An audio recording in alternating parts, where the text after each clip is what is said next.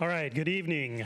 I call this May 2nd Sammamish Planning Commission meeting to order here in Council Chambers in Sammamish City Hall. Tonight we have an interesting discussion about shoreline management, but let's start with roll call. So starting on my left. Larry Crandall.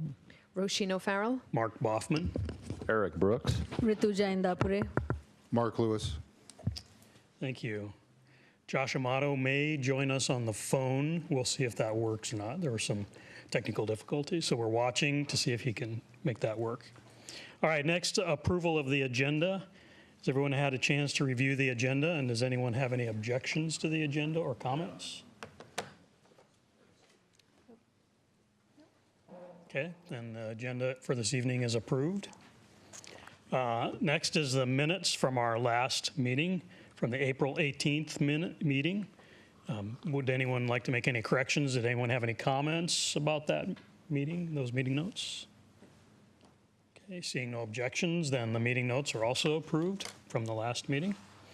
Next, we will have public comment for non-agenda items. So 3 minutes per person, 5 minutes if you're representing a group. Would anyone like to make comments this evening to the Planning Commission about a non-agenda item? So we're going to be talking about the shoreline management. So if it's anything other than shoreline management, now would be the time.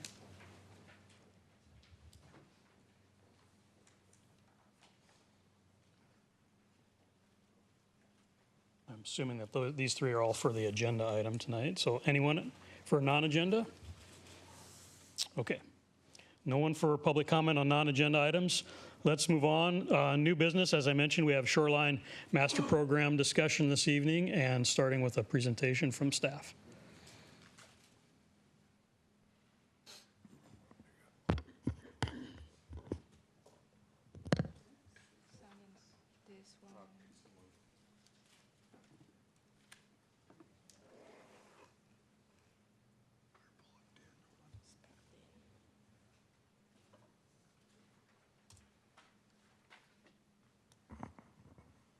Commissioner Amato did text me and said that he's available, so it's at an appropriate point where we have a break, we can try it.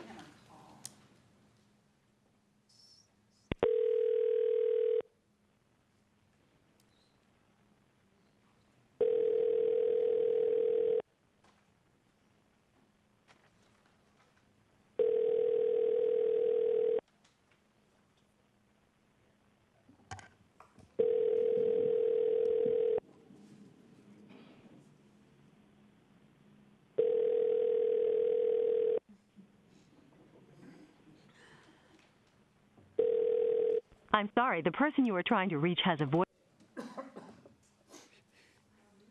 Okay, let's move on.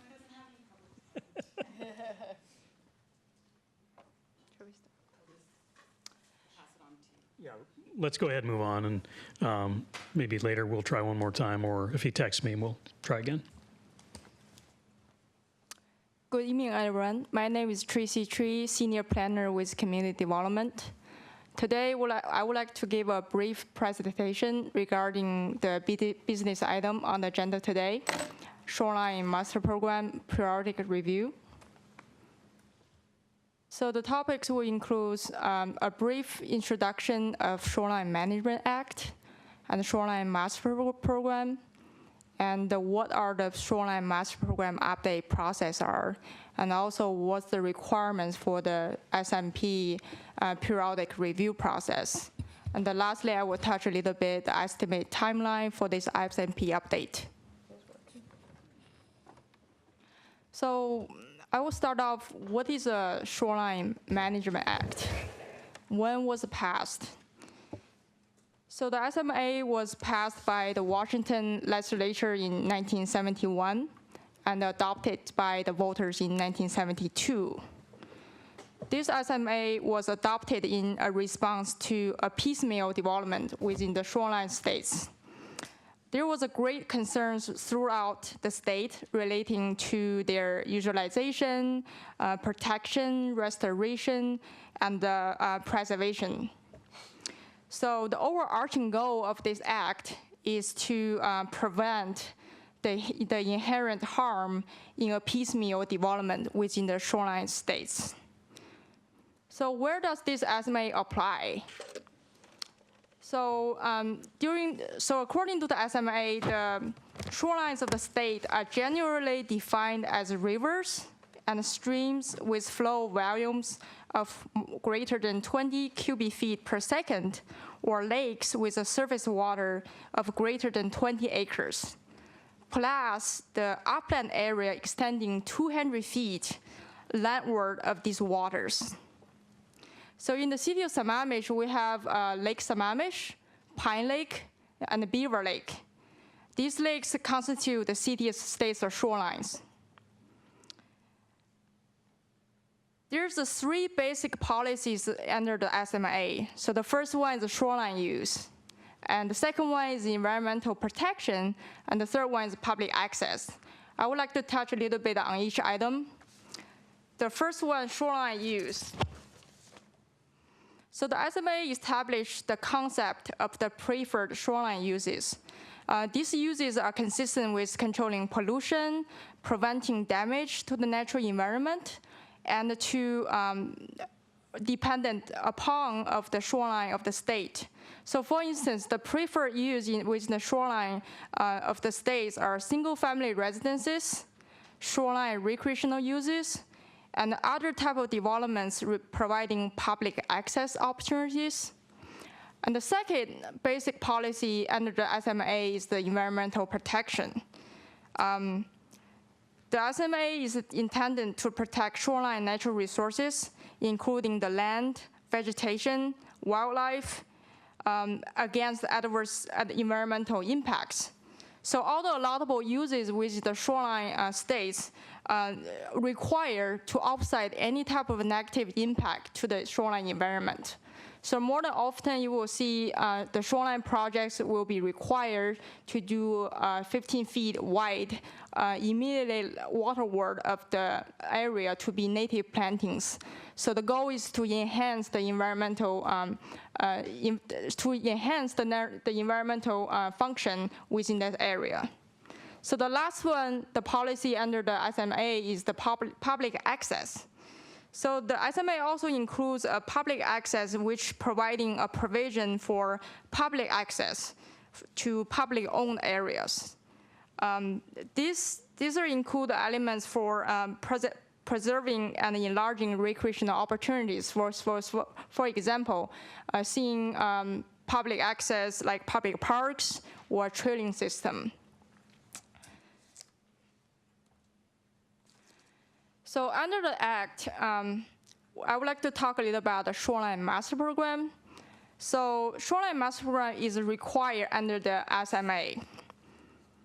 Under the Act, each city and county within shorelines of the state must complete a local planning process, which includes preparation and adoption of a locally appropriate shoreline master program. And this master program must be based on a local rules and state laws that is tailored to the specific geographic, economic, and environmental needs for the community. And one thing I want to point out is the local SMA must be adopted by the local jurisdiction and also be reviewed and approved by the Washington Department of Ecology. So when was the last city update the SMP? So starting in 2009, the city has been went through a very comprehensive process of SMP update, which was formally adopted by the City Council in 2011, and also being approved by the Department of Ecology also the same year in 2011. So I would also mention that process was very intense. We had a lot of meetings. We have hundreds of public comments through the whole process. So my next slide, I will talk about how to update SMP, what process, what options we have in order to make any changes to our local SMP. So the first option is called locally initiated update. So this can initiate at any point as deemed necessary by the local government. A locally initiated update is a response to a city SMP that is anything changes in the local government regulations and also relation to any changes in our partner regulations that's being processed through the process. So for instance, if we updating another section of code, which will ultimately trigger changes to SMP, then we can initiate that updates to the SMP. The examples we have is 2016 and 2017. We are doing the critical area ordinance updates. So these changes will trigger updates to our SMP. So the second process option is called periodic review. This is a state mandated periodic review, which is required at least to be done every 8 years. So since our last time we have the comprehensive update in 2011, so in 2019, the city is subject to this periodic review. That's why we're talking about this business item today.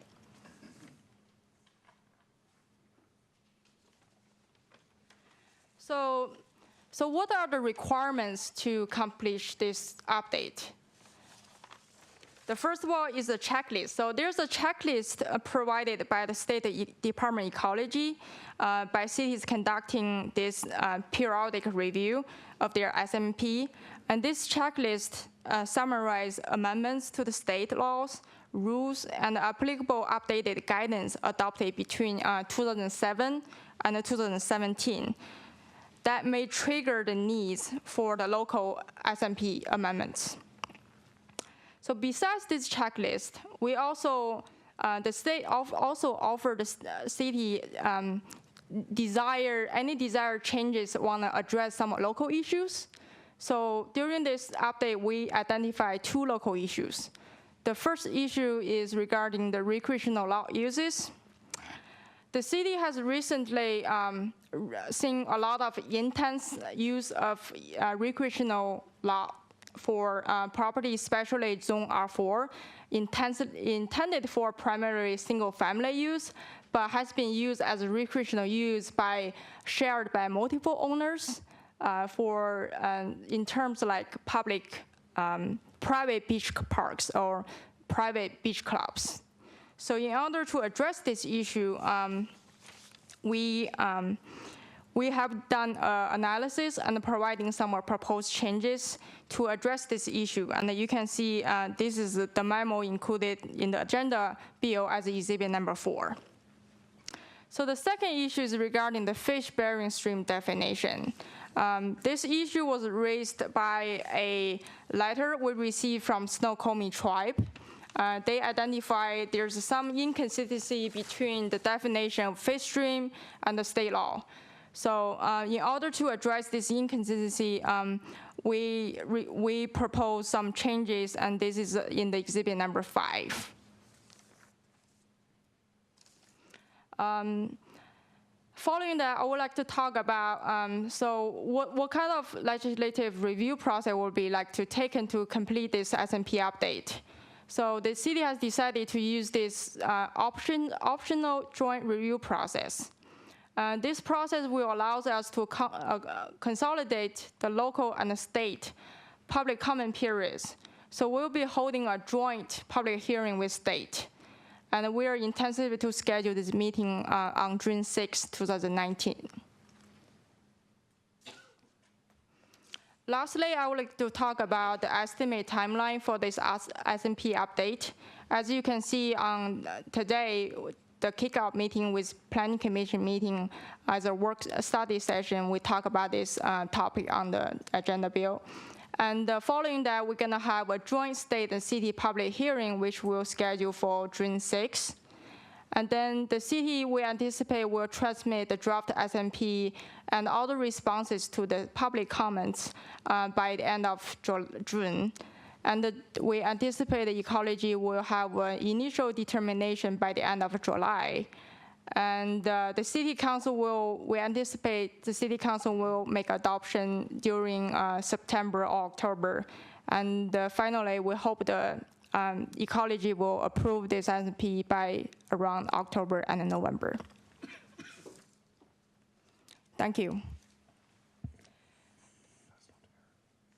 would like to, so we have the city's consultant, Aaron Bowie from Environmental Science Associates. We bring him under contract to help us within this SMP update. I will pass to Aaron Bowie to present his PowerPoint. Can I just briefly mention that none of these monitors from mine's working, and none of them that way are. So we're sharing here as best we can. So if there's some really small print, Larry's not going to have a chance. I think they easily just kind of, yeah. Oh, you can look at Yeah, or he can turn around, and everybody can see the back of his head. Yeah.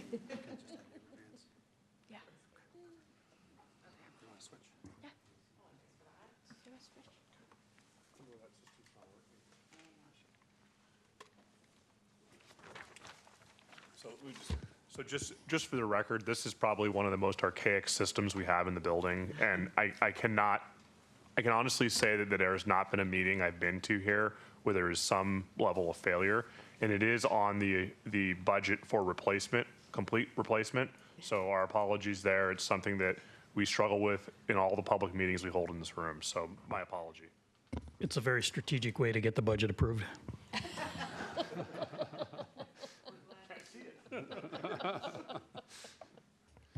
Evening, everyone. My name's Aaron Boy. As Tracy said, I'm with Environmental Science Associates, or ESA, environmental consulting company contracted by the city to support this update effort. Tracy and I coordinated to sort of together sort of start off with an introduction of shoreline management and the city's shoreline master program. And then my presentation is really focused on getting into a little bit more on the key focus of our effort as a consultant supporting the city, looking at the requirements of the periodic update from the Department of Ecology, those key periodic review findings, as well as the key findings of one of those two locally identified issues. And then the last thing that we were asked to do was support drafting of proposed amendments as are reflected in Exhibit 2 of your packet this evening, the red line changes to the current codified SMP. So just a little bit about Environmental Science Associates. We have a long relationship, and I've had the pleasure of working with the city of Sammamish for some time, dating back 13 years. I was a part of the team that supported the comprehensive SMP update back between, I think it started in 2008 or 9, probably 2008, and then eventually adopted in 2011. And I also support David and Tracy under an environmental on-call with the city, looking at development review for shoreline development proposals and also implementation of critical areas requirements. So it gives me a lot of perspective as to both the code side and then implementation, what development's looking like on the ground. So the sort of overview of what our support included for this periodic update process. We examined the current SMP for consistency with updated state guidelines.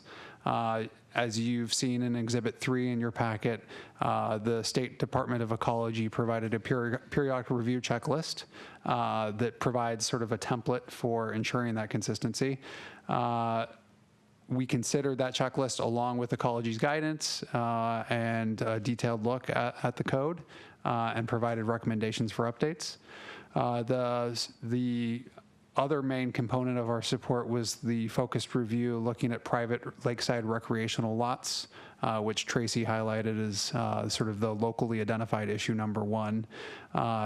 Came up with an approach based on an assessment of where that pattern's already occurring and where it could potentially occur in the future or intensify in the future.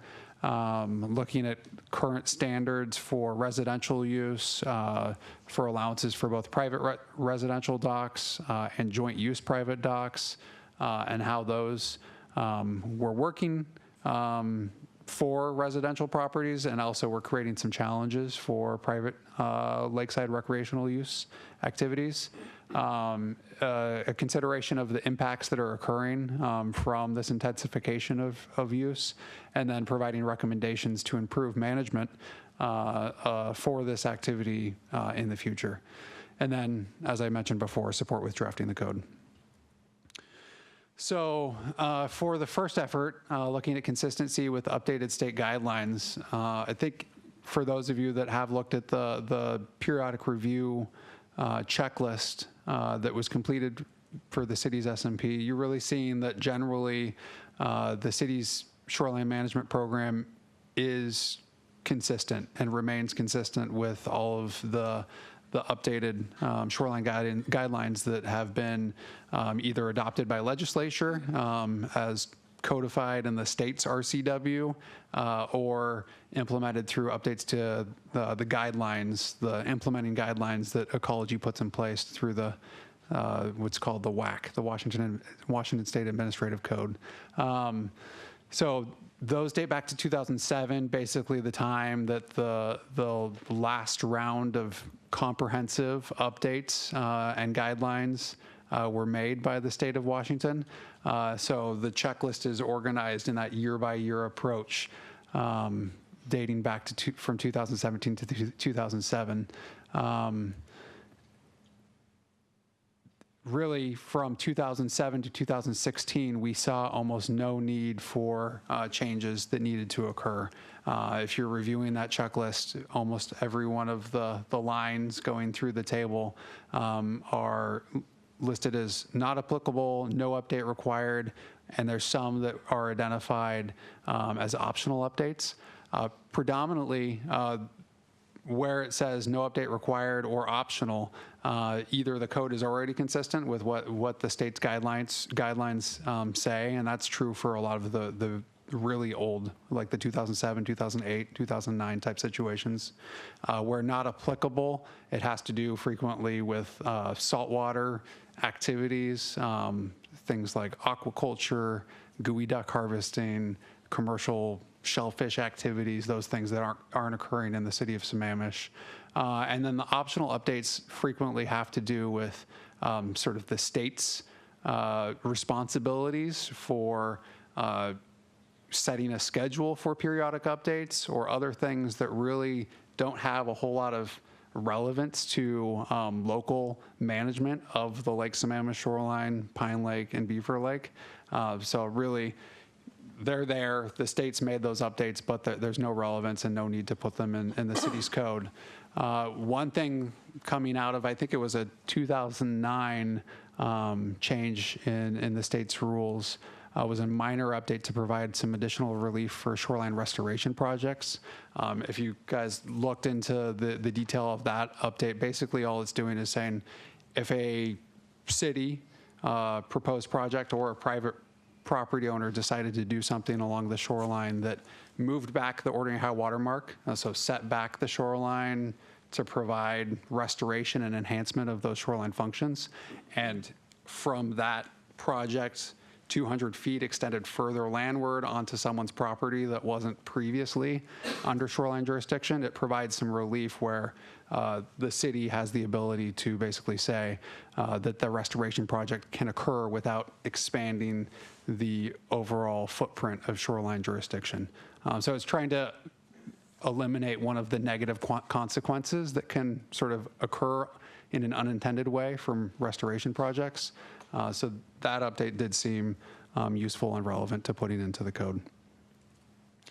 And then there were a handful of updates based on 2017 state guideline changes that were made. There's a one-sentence update to the definition of development just to clearly indicate that it does not include development from a shoreline management perspective, does not include dismantling and or removal of structures.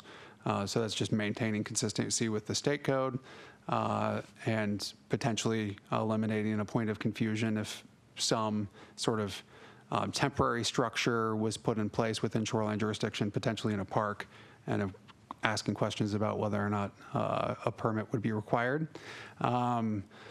Clarifying exceptions to local review authority. Those are fairly focused and the kind of things that won't likely really ever come up in the city of Sammamish, but it just ensures that that consistency is maintained. Shoreline permit filing procedures, that has to do with sort of the date of filing with the Department of Ecology. There's many shoreline permits that require, well, all shoreline permits have to be filed with the Department of Ecology, and some of them, Ecology has to sort of concur. They issue their own permit decision for conditional uses and shoreline variances. So just ensuring that there's sort of a very clear consistency between the local SMP and what the state's process is important, just to make sure things don't get crosswise. Then a minor update having to do with forestry practices, which are probably pretty infrequent, especially in shoreline jurisdiction within the city of Sammamish. But that just, if someone came in for a private timber cutting permit from WDNR, and that's all that they were doing, that would not require a shoreline permit. I don't know if that's ever going to be something that comes up within the city, yeah.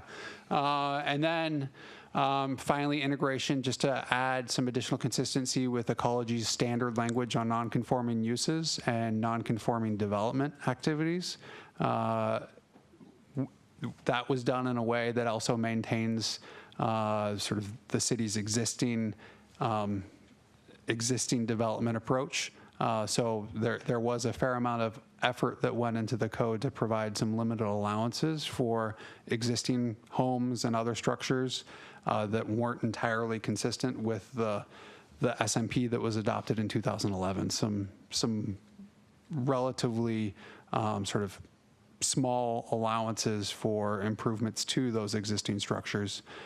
So we look to create additional consistency with the ecology guidance without disrupting all that work and effort and thought that was put into the shoreline management approach specific to the city of Sammamish. And that really covers the whole checklist, and we're happy to talk more about sort of specific questions that you have. But if you're looking at the code, really, you're not going to see a whole lot of changes, except in one particular section having to do with this focused review topic on lakeside recreational lots.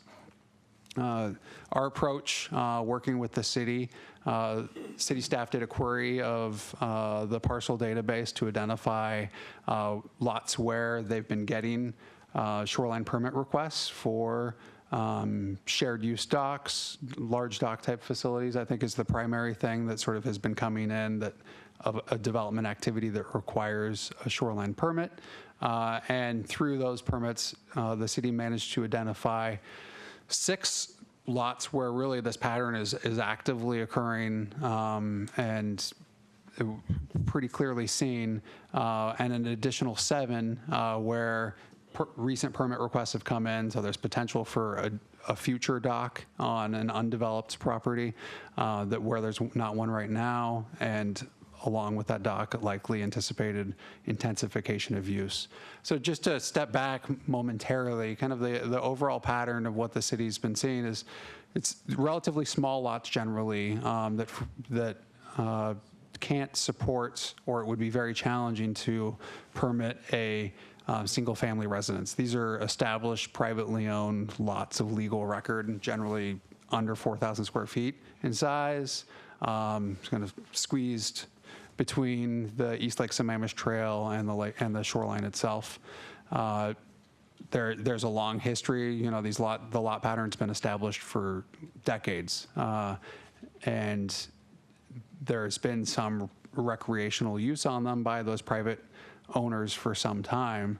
I think as people, and maybe potentially because of property values increasing along the Lake Sammamish shoreline, sort of some increasing pressure to figure out ways to maybe increase the recreational opportunity on the properties.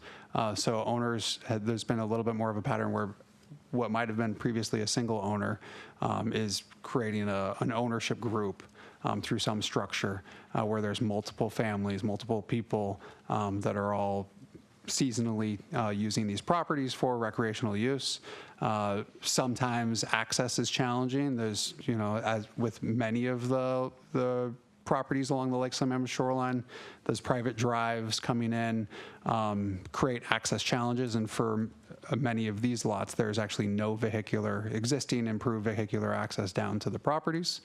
So it's walk-in access, which also then creates challenges with garbage, refuse, disposal, and there's also generally no restroom facilities on any of these properties as well. So it's kind of the informal nature of the recreational use. The city has definitely seen a handful, somewhere around 13 lots, where it's been intensifying since the last comprehensive update of the SMP, and sort of seeing more of these permit requests coming, wanted to ensure that some focused review was occurring. In total, just doing a query of the parcel database, there's approximately 35 to 40 total lots. So that includes the 13 where potentially this private lakeside recreational use pattern could occur.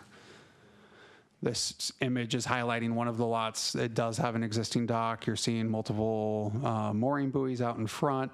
You also see kind of what we started to see as a consistent pattern where there's a lot of small craft, various sort of lawn chairs, other types of stuff up on the beach, and a fair amount of clearing of vegetation that's occurred over the last 5 to 10 years associated with the sort of intensification of use right along the shoreline. Here's another example, fairly consistent with the previous. Excuse me 1 second. You can make public comment at the end during public comment time. Another lot with a fairly consistent pattern as the previous. Again, sort of clearing of the understory vegetation, especially right along the shoreline. And I think, was that the same as the first one? No, I think that this is a different one. Even more boats moored out front, and a lot of sort of recreation-associated stuff located on the shoreline. And then the third slide is, this is just an example of a lot that the city has, I think, recently received a permit request for a new overwater structure on it that would provide joint use. And clearly you can see that this pattern is sort of more of what you see for undeveloped lots that aren't getting this kind of higher intensity recreational activity in the summertime. A lot of understory vegetation, a lot less sort of really apparent use of the shoreline. So we went through. Aaron, I'm sorry. Is it okay if I ask questions a couple I think that as that's we go? fine. Yeah. Tell me no if you don't No, want to do totally. It's great. So can you, I guess I'm struggling a little bit to understand kind of in an oversimplified way, what's wrong. So when I look at some of these, I think, what's wrong? Mm-hmm. And in this case in particular, that looks very natural and that's great. But if that happens to be part of a lot that's large enough to build a house, they're gonna get a permit and take a bunch of that stuff down, right?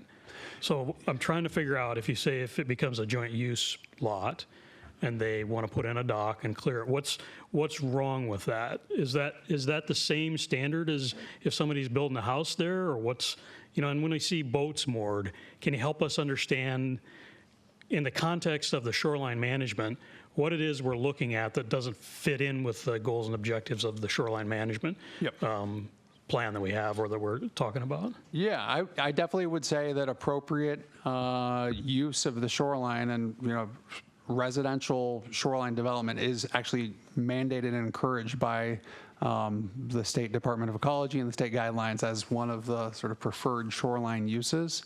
But so whatever a shoreline jurisdiction like Sammamish decides is an appropriate use activity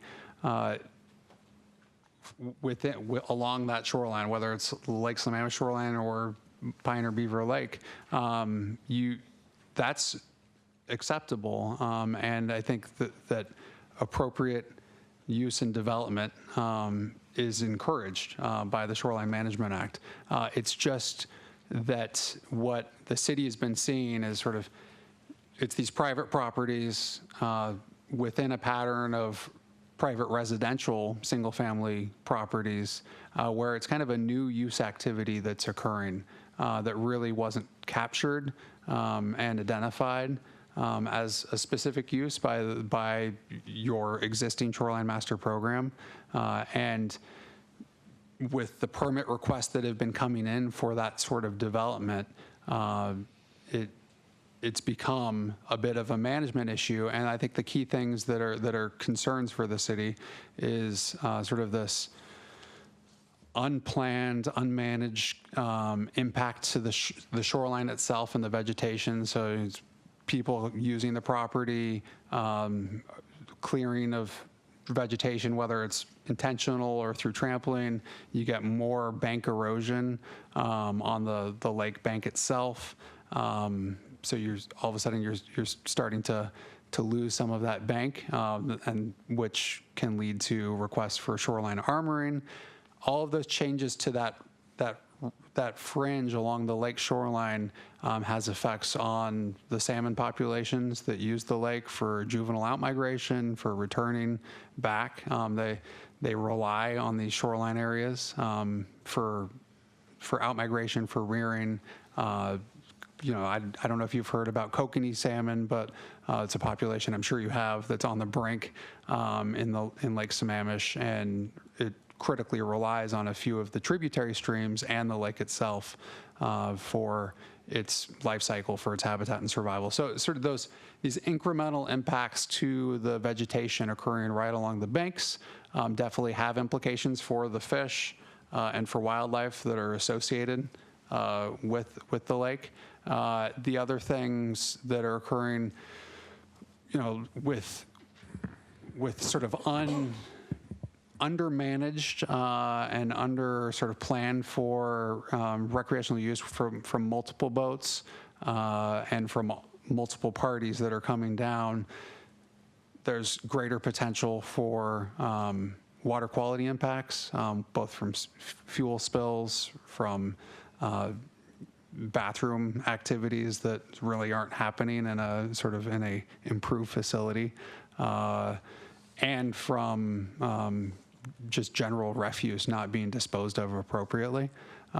So those are the sort of additional kind of water quality character of, and also character of kind of the property and maintenance of the property that's been occurring and has been seen by the city. So thank you for that, Aaron. I think I understood this process to be that, maybe we have guidelines for single-family homes, but we don't have specific guidelines for recreational use, and how can we make sure that it's standardized and codified? So thank you for explaining that. Exactly. I just had a quick question on two things. The checklist that we see in here is from 2017, so does the department come up with checklist every year? And how will we address the checklist for 2018? So the periodic review checklist looked to all of the guidelines that led to this currently mandated round of periodic review. So you're not going to see another mandate for periodic review for another 8 years. And at that time, it takes time for ecology and for the state to unroll the process. So they decided for this round of periodic reviews, they're trying to ensure that all jurisdictions become compliant with guidelines from 2007 to 2017. The next round of periodic review, 8 years down the road, all of a sudden then those additional guideline changes will be required. Oh, so that checklist was from 2007 to 17, and we need to catch up with all of them. So, Exactly. I thought it was like sent every year. No, it's sort of cumulative. Yeah, it's cumulative. So you're not going to see another sort of expectation for a periodic review round to ensure consistency for another 8 years. Okay. Yep. And then with the state comment period, how does that work along with the city? So because we choose the joint review process, so we will have the same 30 days public comment period as state. So as city will send a public hearing notice within 30 days public comments period starting on May 7th through June 6th. So the public hearing will end the exact same day of the joint hearing date. And the state, on their side, they will also send their own public hearing notice, and they will have the exactly same public comment period. So the purpose is to gather, consolidate both comment periods, then we have all the comments within the same period of time, then we have time to respond to those comments in the same time. So the state comment will be for what plan? The same, will be the same day from, No, which plan will the comments be on? Is that on the Sammamish, or the Shoreline Master Plan? Yes. So it's on the Yes. Shoreline? Okay. Thank you. I derailed you there a little bit, Aaron. Why don't you continue? But no I would problem. like- Yeah, and I was would like nearing- just a little more context with those pictures. That's why I For sure, asked. definitely. And I think, yeah, I kind of talk through some of the impacts that we were seeing. And really, I mean, from this review, it was based on city's experience with the permit requests that have come in, and sort of the context and information that they were able to provide from that. And then it really was this sort of comparative review of shoreline oblique photos, which is what is included in the memo and which we were highlighting. Luckily, those oblique photos have been taken at a couple of different times in a series. I think it's a helicopter flight along the shoreline. So there's the most recent, I think, was 2016, and I think maybe it was a 2016, 2017 joint effort, and then the previous round dated back to around 2007. So it provided an opportunity to see some of the change. So the last two slides I had really were just to kind of quickly highlight the recommendations that we provided that are summarized at the end of the memo, and that if you're reviewing the code itself, we drafted as 25.07.130, and that's starting on page 39 of Exhibit 2. So what that section is doing is defining a new use category. So along with residential use, with park uses, all of the sort of primary uses that occur within the city's shoreline jurisdiction, private lakeside recreational use is defined as a new category. Within the permitted use table, which is up higher, I think 25.07010 on page 26 of Exhibit 2, you'll see that there's new lines added to that table that sort of define 4 subcategories for this private lakeside recreational use. Those are looking at single ownership, so a person or a family that has ownership and is just maintaining ownership of this property for their own personal use. That's one category. And then a second category is for an HOA that's for adjoining residential properties. And we define adjoining to include properties that are either, immediately abutting the parcel, the lakeside recreational access parcel, or are immediately on the other side of the East Lake Sammamish Trail. So those that would provide joint use for 2 to 9 properties, that's defined as a second use category. Those first 2 would all require just a standard shoreline substantial development permit. So there would be no sort of additional scrutiny through a conditional use permit. The final 2 categories, however, which would be an HOA, an adjoining or abutting HOA, providing access for more than 9, so 10 or more properties, would require conditional use. And then a property that was owned by any more than two or more parties that were not members of an adjoining homeowners association, that would also require a conditional use with some additional criteria established for that conditional use review within 2507.130. There's approval criteria that are established for any private lakeside recreational use. The minimum standards applicable to all clarify the maximum overwater coverage that would be allowed. It clearly provides consistency with what's allowed for private residential docks. So it provides direct reference to that code section. It clarifies expectations for vegetation enhancement area. That's already a requirement under the shoreline code that within this shoreline setback, a shoreline vegetation enhancement area has to be established with allowances for an active use portion. What it's doing is just for private lakeside recreational uses where there's not always a massive amount of new structure and new development occurring. It's setting some clear expectations as to what that shoreline vegetation enhancement area needs to look like and how sort of those areas of focused active use need to be differentiated from the rest of the shoreline vegetation. And then reasonable plans for site access, garage and recycle disposable, and accommodations of bathroom facilities for properties that are providing only seasonal use for a single family or a single owner, or for just I think 2 or 3 owner. I forget exactly what we state, and I will look it up. Basically, the minimum expectation is that seasonally, like an outhouse within an enclosure would be available there for a porta potty. For a HOA, where there's adjoining improved properties with the homeowners have presumably homes with restrooms. Maybe those restroom requirements aren't as necessary. Yeah, so it's private lakeside recreational use lots serving between 2 and 3 owners that are not party to an adjoining residential homeowners association could, at minimum, provide a porta potty seasonally to support that seasonal recreational use. For any development serving 4 or more owners that are not party to an adjoining homeowners association would be required to provide an on-site bathroom with public utility hookup. So a higher expectation, a higher cost, but there's a higher intensity of activity occurring at that point. And then the final slide is just the expectations that are specific to those private recreational use properties that require conditional use permit.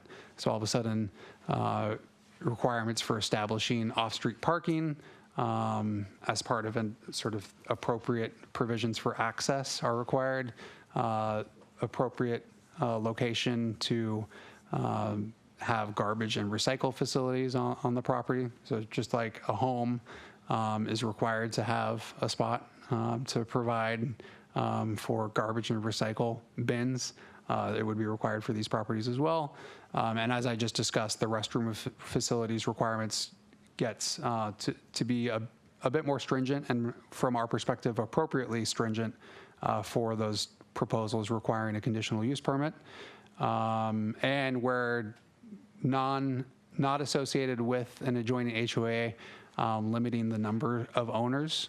So just setting a standard that, you know, a relatively small property that's privately owned cannot serve more than 9 joint members. So there's setting a maximum threshold on that, just so it doesn't become a highly used private park on a relatively small lot in shoreline jurisdiction. I wanted to follow up a little bit on the chair's question, and I think it's still on track. I tried to do some research in this, and I know I've heard it in meetings before, and I didn't find it. So what are the specifications? Let's just talk about Lake Sammamish for easements. How far out do the different municipalities, which I think are 4 that border Lake Sammamish, who owns the water and where? And you mentioned high water mark, and I remember that as being important. So is it 100 feet out? I saw the lines on the property there. So I hope I made sense. I just couldn't find this anyplace. Yeah, just to clarify, the lines on that were only just for illustrative purposes and just were very approximate. Those aren't legal parcel lines at all. I don't know, maybe David or Tracy, about the extent of jurisdiction. Yeah, so it's interesting because in different parts of the lakes, there's different ownership. There's actually a really good guide put out by Chicago Title Company, a guide to waterfront titles that I'm happy to forward on to you guys. It talks a lot about how you draw boundaries on properties, how far out they go, who owns what, how to know who owns what. There are instances where the Washington State Department of Natural Resources owns the mudland under the lake. and somebody has to go to them to put a dock on their land. There are other instances where the property owner owns the mudland under the lake and has the right to put a dock in place, but the public has the right to navigate up to the ordinary high water mark. You can't get out of your boat and walk and fly fish, for example, but you can float in a boat and fly fish. It's a whole host of different rules. We have done an inquiry with Washington State Department of Natural Resources and asked them whether or not they have claim to ownership of any of the mudlands under the waterfront properties along the lake. Their response was no, they don't. So we know from that report out from the Department of Natural Resources that they do not have interest in any of the mudlands in the city limits. There are other areas where they might have interest outside of city limits, but based on our formal communication with DNR, they do not have interest in any of the mudlands in the city. So that is a distinctive point, because what that means is that the adjoining property owners own down into the water and have a right. Now, how far out that ownership goes, that's a whole nother question. The Washington, or the title document describes more detail how to determine that. With regard to jurisdiction, King County typically takes jurisdiction of the middle of the lake. However, as I understand it, our jurisdiction extends out to Bellevue's jurisdiction. So it's kind of a wash as to who wants to claim jurisdiction. Along the lake for the purpose of enforcement, there is a King County sheriff's boat that's moored out of Vassar Park down on the southwest shore of the lake. One of the biggest issues I feel that we face on the lake itself with regard to navigation and operation of boating and vessels is that there is no fueling facility on the lake.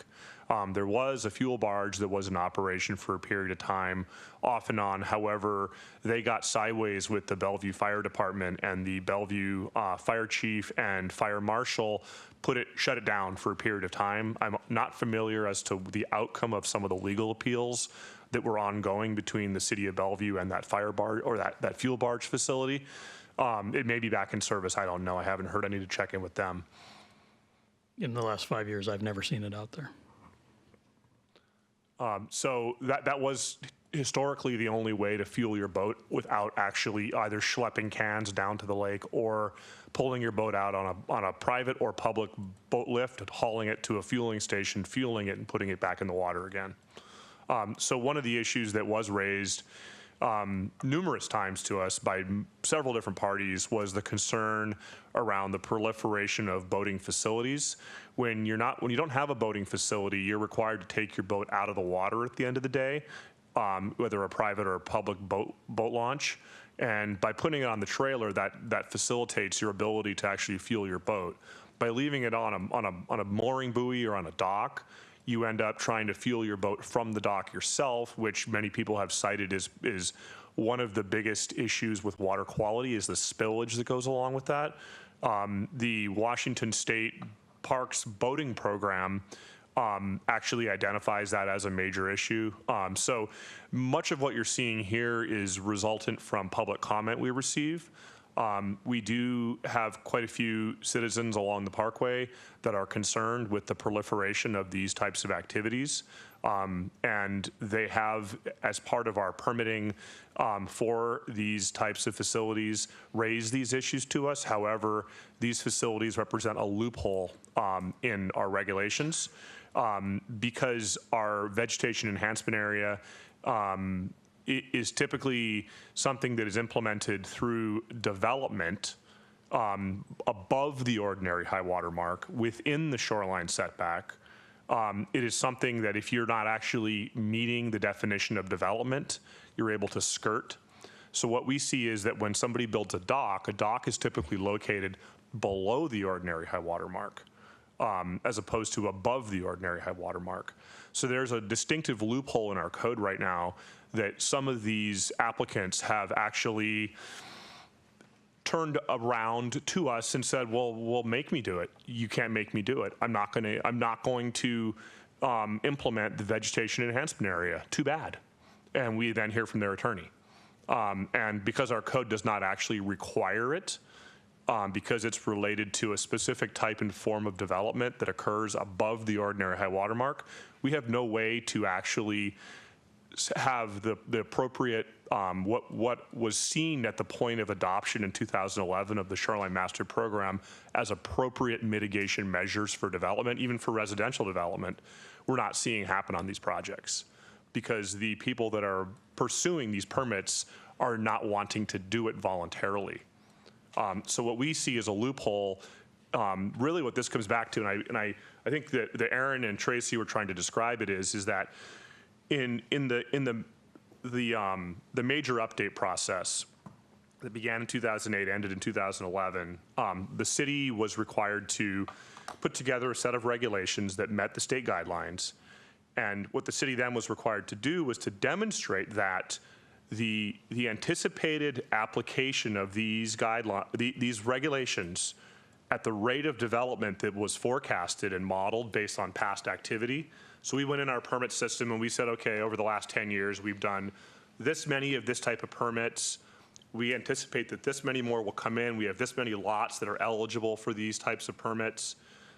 What was not recognized was this use. So all of these lots, these 35 to 40 or whatever it was lots, were taken out of the equation and thought that nothing would really happen here because you couldn't put a house on it. But now what we're seeing is a level of intensity on these lots that is equal to what was happening on residential lots. So this is important because we as a city are responsible to be stewards of a shoreline of the state. It's a state resource. And the state expects that the city takes appropriate actions to offset and ensure no net loss of ecological function. So when we gave the state our what's called cumulative impacts assessment, we told the state, hey state, we think that this is the rate of development that will occur on the shoreline over the next cycle of development. These are the rules that will apply, and this is why we think that when considering the rate of development, the intensity of what's going on, and the mitigation measures that will be implemented, i.e. the vegetation enhancement area with each project that comes through, that we will, that in cumulative impact, we will have no net loss of ecological function. So what that did not include, as a matter of a loophole, was this type of use and this type of activity. So now we are simply trying to correct our code to address something that was not properly addressed at the last update because we are seeing a level of intensity that was not anticipated and potentially could lead to a net loss of ecological function, which is contrary to what the state mandate is for us to do in our obligation to be stewards of a shoreline of the state.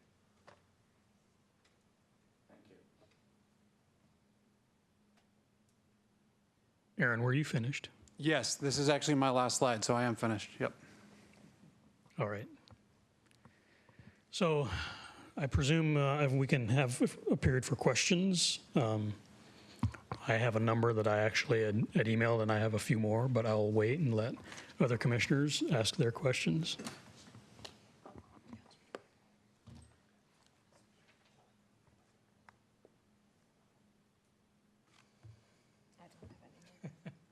Don't make me look. I can, go ahead, Mark. I have a question on the tribe's involvement. I'm curious as to what their stake in this matter is with city.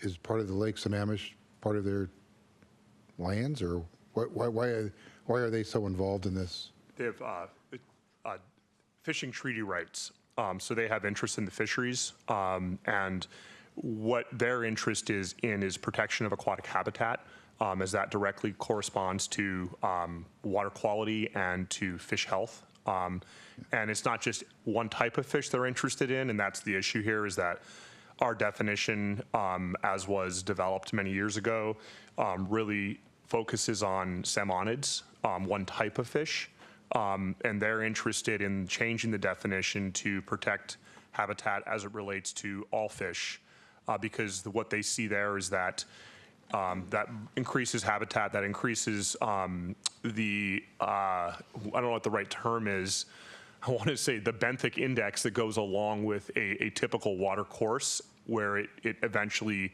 reaches the confluence of the lake. Thank you. Hopefully mine is quick again, and let's just talk about Lake Sammamish because I didn't see that timber cutting thing when I looked through our notes, but now it came to my mind how to word this. If Lake Sammamish, if any things run downhill into it, so any timber cutting should affect something. So go. I guess, yeah, I would say you're right that changes in land cover do have implications for, a stream, for wetlands, and for the shorelines. This specific update to the state guidelines, it was only relevant to forest practices within shoreline jurisdiction. So it's just, if you have land within shoreline jurisdiction, it's not developed, and, if you elected to cut down the trees for timber harvest, it would not require a shoreline permit.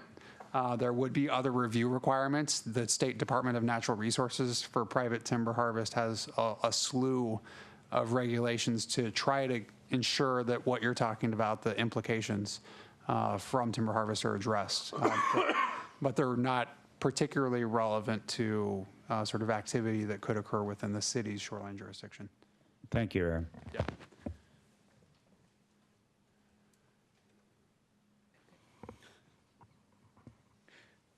All right, I have a number of concerns about this language, frankly. And I started to express some of those previously, but I want to get into them just a bit.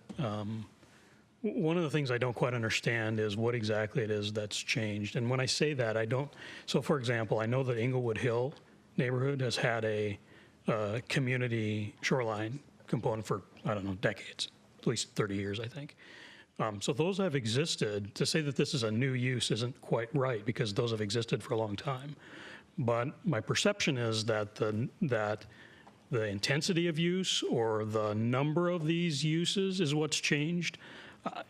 To me, in order to make things, to have language that's reasonable, it needs to recognize more technically what it is that we're trying to get at. And I think saying that the change is that now there's more lots than there used to be doesn't really get at the heart of what's going on here. So, and here's I mentioned this before to David, but this is what I'm concerned about. If our concern is that we have a small lot that 5 people get together and they all moor their boats out there and they build a dock, what's wrong with that, right? We haven't defined what's technically a problem there. And so what I'm getting at is if we put something like this in place and haven't defined the technical aspects, then those 5 people, instead of doing what they did, can change the way they did it and have one person be the owner, and then there's really no rules that apply, and all the rest of them can still use it, and they can give the guy some money or do whatever, arrange something else, right? And until we define the technical problem, we're not really going to solve the problem. We're just going to create different ways for people to do the same thing. And I guess I think if part of the problem is that, and that's one question I had too, is if part of the problem is overwater coverage, I don't necessarily know, do moored boats contribute to overwater coverage? And if they do, then that's not allowed use anyway, and that's an enforcement issue. But if they don't, then I'm not sure in that situation how we're accomplishing very much with this. Another comment, I'm just going to run through a few of them here. Another comment I have is this, frankly, in some respects, seems like a de facto prohibition on some people's property use. Because if you say you have to have a porta potty and garbage service on some of these lots and put in parking, but they don't have access to a road, you've essentially put in a prohibition that says you can no longer use that lot of whatever size for anything other than X, right? So you can no longer have, well, I think 3 people have to have a porta potty. I can't remember now. But if 3 owners have to have a porta potty, regardless of the size of the lot, if they don't have road access, they can't have a porta potty. I mean, they're not going to haul it out by hand, right? So they can no longer get a permit to use the property that they have. I think some of this goes back to my concern that we're not addressing the technical issues very well. We're dealing with ownership issues. Another question I'd really like to understand, why are we treating, and there's probably a reason for this that I just haven't heard yet, why are we treating adjacent, is that the right word, adjacent? Adjacent property owners different than non-adjacent property owners? If you've got 5 people that are not actually on the lake, they're across the road, and they want to use this piece of property, how is that use different than 5 people who are 2 miles away? I don't understand why they're being treated differently. What's the purpose of that? Yeah, the reason that the allowance for, those different sub-use or, different use types were established is basically to recognize that, whether they're immediately adjoining or right across the trail or right across the parkway, that the availability of the restrooms, of the garbage facilities, of parking at those adjoining properties is going to minimize many of the upland, sort of the shoreland impacts that we're trying to address through these standards. Whereas if it's a joint use property that's owned by people coming from 2 miles away, or anywhere that's not easily a walk to and from the shoreline access property and shoreline recreation property, that all of a sudden sort of the availability and ease of use for those adjacent improvements is not going to be there, which from our perspective is what triggered the requirement for additional standards and sort of some additional criteria for how that type of development could And be, I think could that makes occur. good technical sense. I think my sense of it is, I'm not an expert with the language, it'd be good to somehow, with a few words, point that out in here so that people understand why they're being treated differently. Can I add one thing to that? Yeah, sure. The microphone on here. So a lot of this goes back to the structure of the actual Shoreline Management Act and the enabling legislation and the subsequent shoreline guidelines that the state passed. So you're not, under the rules, really allowed to have a dock unless it's associated with an upland use. So you can't just put a dock on a property on the shoreline. There has to be, in accordance with the state law, an associated upland use. It has to be in appurtenance to or subordinate to an upland use, and that is a very important distinction. So there typically are three categories that you would see where a dock would be allowed. One is as a subordinate to or an appurtenance to a single-family residence. So for those properties that have adjoining HOAs that happen to own a remnant parcel across the parkway or across the King County Trail, those are considered to be subordinate to the residential use that's across the street. So that's one of the reasons why we classified that way. Another incidence where you would have a dock is associated with a private park. That's why we included the private park use for those that are not anchored to a residential use. So the dock would be subordinate to and appurtenant to the private park use of the parcel. That would be permitted. It would have to be, we're thinking about uses along the shoreline and recognizing uses. The third one would be, and this is one that you really is where you see the boating activity and where most cities' shoreline master programs push the boating activity to, is a marina, which is the appropriate location to concentrate boating activity because you can have pump out stations, restroom facilities, bathroom facilities, you can have parking facilities, and all of those things that we're seeing in a pressure to add as a diffuse use along the shoreline as opposed to a concentrated point where you can manage it. So when you think about this, and one of the reasons why we structured it this way is that it goes back to, and I'd be happy to take you on a tour of our lovely Shoreline Management Act and the enabling legislation and show you those points in the guidelines where it specifically says that docks are only allowed when subordinate to primary upland uses. So then I'm slightly confused. If that's the case, then does that apply to this at all? Because if those restrictions already exist, then what is this doing to docks that's different than the restrictions we already have? Because we don't actually have it in our local shoreline master program. Our shoreline master program only contemplated residential docks. And in this case, we're seeing uses that are not residential docks and that are being pushed through sort of in a loophole environment because of the structure of our code. Okay. The parking requirements, again, this feels like in many instances, I mean, I'm curious if there's really only 30 or 40 lots. Oh, I think you said there were more than that potentially, but how many of those instances is parking even feasible? Again, by putting a parking restriction in place, it seems like a kind of a de facto prohibition on the use of that property because, I mean, frankly, along the lake, parking is a challenge almost no matter what because of the density of the way the houses are built and the way that they access them.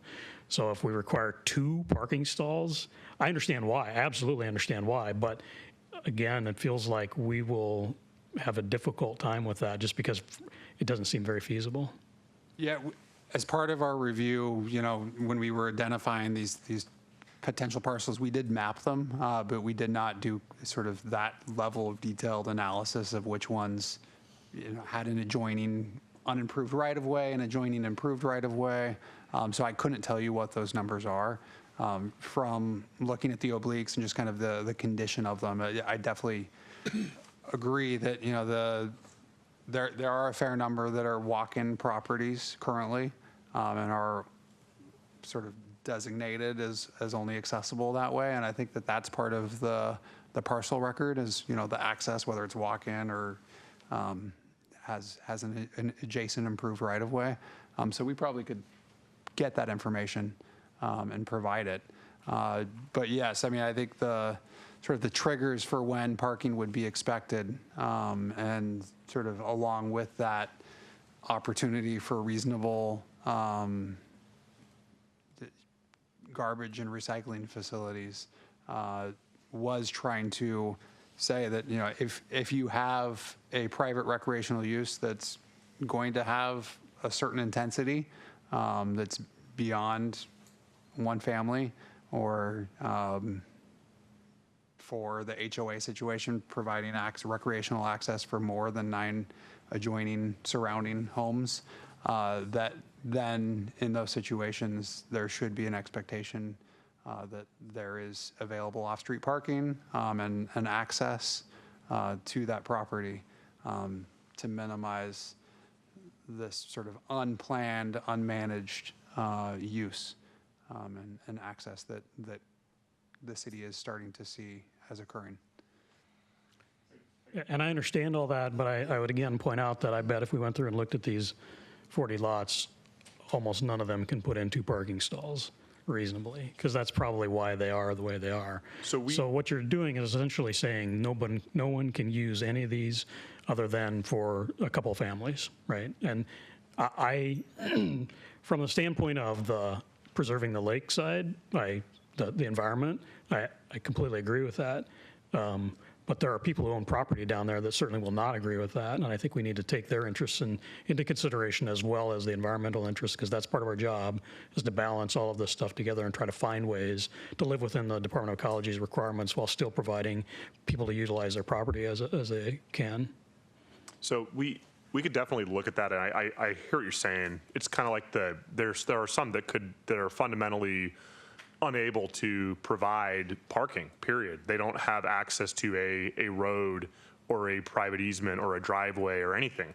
One of the issues we've heard in public comment on numerous occasions through the permitting process for some of the ones we've dealt with was that, and this has been raised in hearing, and our hearing examiners asked similar questions, is that if you don't have parking and you're building a 10-unit dock and no one is anchored to an HOA, where are these 10 families parking when they want? How are they getting here? Are they just coming in a helicopter? And I think that's exactly what the hearing examiner said once. Are they arriving by helicopter? Well, the issue there is that if you're not a local resident of that area, someone has to park their car somewhere. And the issue has come up, and it's been raised by other community members down there, that the city and the county and other forums, in different forums, are going through to great lengths to find locations to build parking for the users of the trail, not for the users of those privately owned shoreline properties. And what happens is that if someone's hosting a party on their property and they're gonna walk down there, and they're from out of town or they're from a different part of the city, they're not locally down there, they're gonna fill up the public parking for those facilities for their private use. And that's something that has been raised on numerous occasions. There has to be a balance that can be struck. The other issue is that it's the massing of stuff. So one of the builders who was building one of these facilities identified that, hey, we're gonna get all our stuff down there, we're gonna have these carts, and we're gonna cart our stuff down in these like wheelbarrow-like carts. And what's gonna happen is we're gonna then park those on the trail, and we're gonna carry all of our gas cans, our boating stuff, our, all this stuff down, our barbecue stuff, and we're gonna lock the carts to the fence along the trail.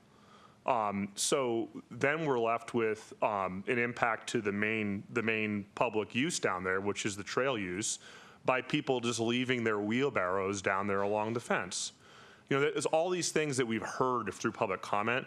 The next one is, what happens with trash? Where does that go? And there is, I'm aware that the county has granted special use permit to different individual owners along the water to allow for a porta potty pump truck to come through on a regular basis. So we do have indication that you can feasibly have a porta potty, because they actually do allow for that porta potty servicing to occur by way of the trail. Only if the truck can get to it. But what the truck does is it goes down the trail corridor. I see your point, but there is some balance that can be struck there. The one other thing that I had pointed out, and I hope you'll look at this in 25.07.130, item 4, and I included this in my written comment so you could reference it there. The first sentence feels a little, and I'm not sure that it's the right way to describe what the intent is. I think it'd be good to look at that language and make certain that that's necessary and what it says. I think that probably some modifications, I'd certainly be more comfortable with some modified language there. So if you'd just please take a look at that and make sure you're okay with that. The last thing I would point out is more of a statement. I actually have a boat on the lake. And I can tell you that, yes, absolutely, I carry gas cans down and put gas in my boat. And so do every single one of those property owners that have a home along the side of the lake that are telling you that. So it's not just these 30 or 40 lots that are the risk. It's also the people who have a boat on the lake out in front of their house because there's no fueling facility. So they're all doing exactly the same thing, including everybody on the Bellevue side. So I'm not sure that that's a bigger issue that probably is not about this. Yeah, it's about the fact that there's no fuel available on the lake. And that gets to another point that I think is a little, I hesitate to say it, but I mentioned it earlier. I want to be careful that the city considers the concern that there could be a perception that in order to have access to the lake now, you only have a few spots. You have a couple parks. If you want boat access, you have one boat ramp, some private ones, but one public boat ramp. The more restrictions we put on people using their property to access the lake, the more we're exclusivizing access to a public entity. So I want to be careful that we're also balancing that concern, because some of these people that are 3 and 4 and 5 families who would love to have access to the lake but don't have $4 million to buy a house on the lake may be able to, in the right circumstances with some reasonable rules, get access to the lake. And frankly, I as someone who has a boat on the lake, I don't want more people on the lake because it's busy and rough. And but I understand while people have a desire to get access to that private resource.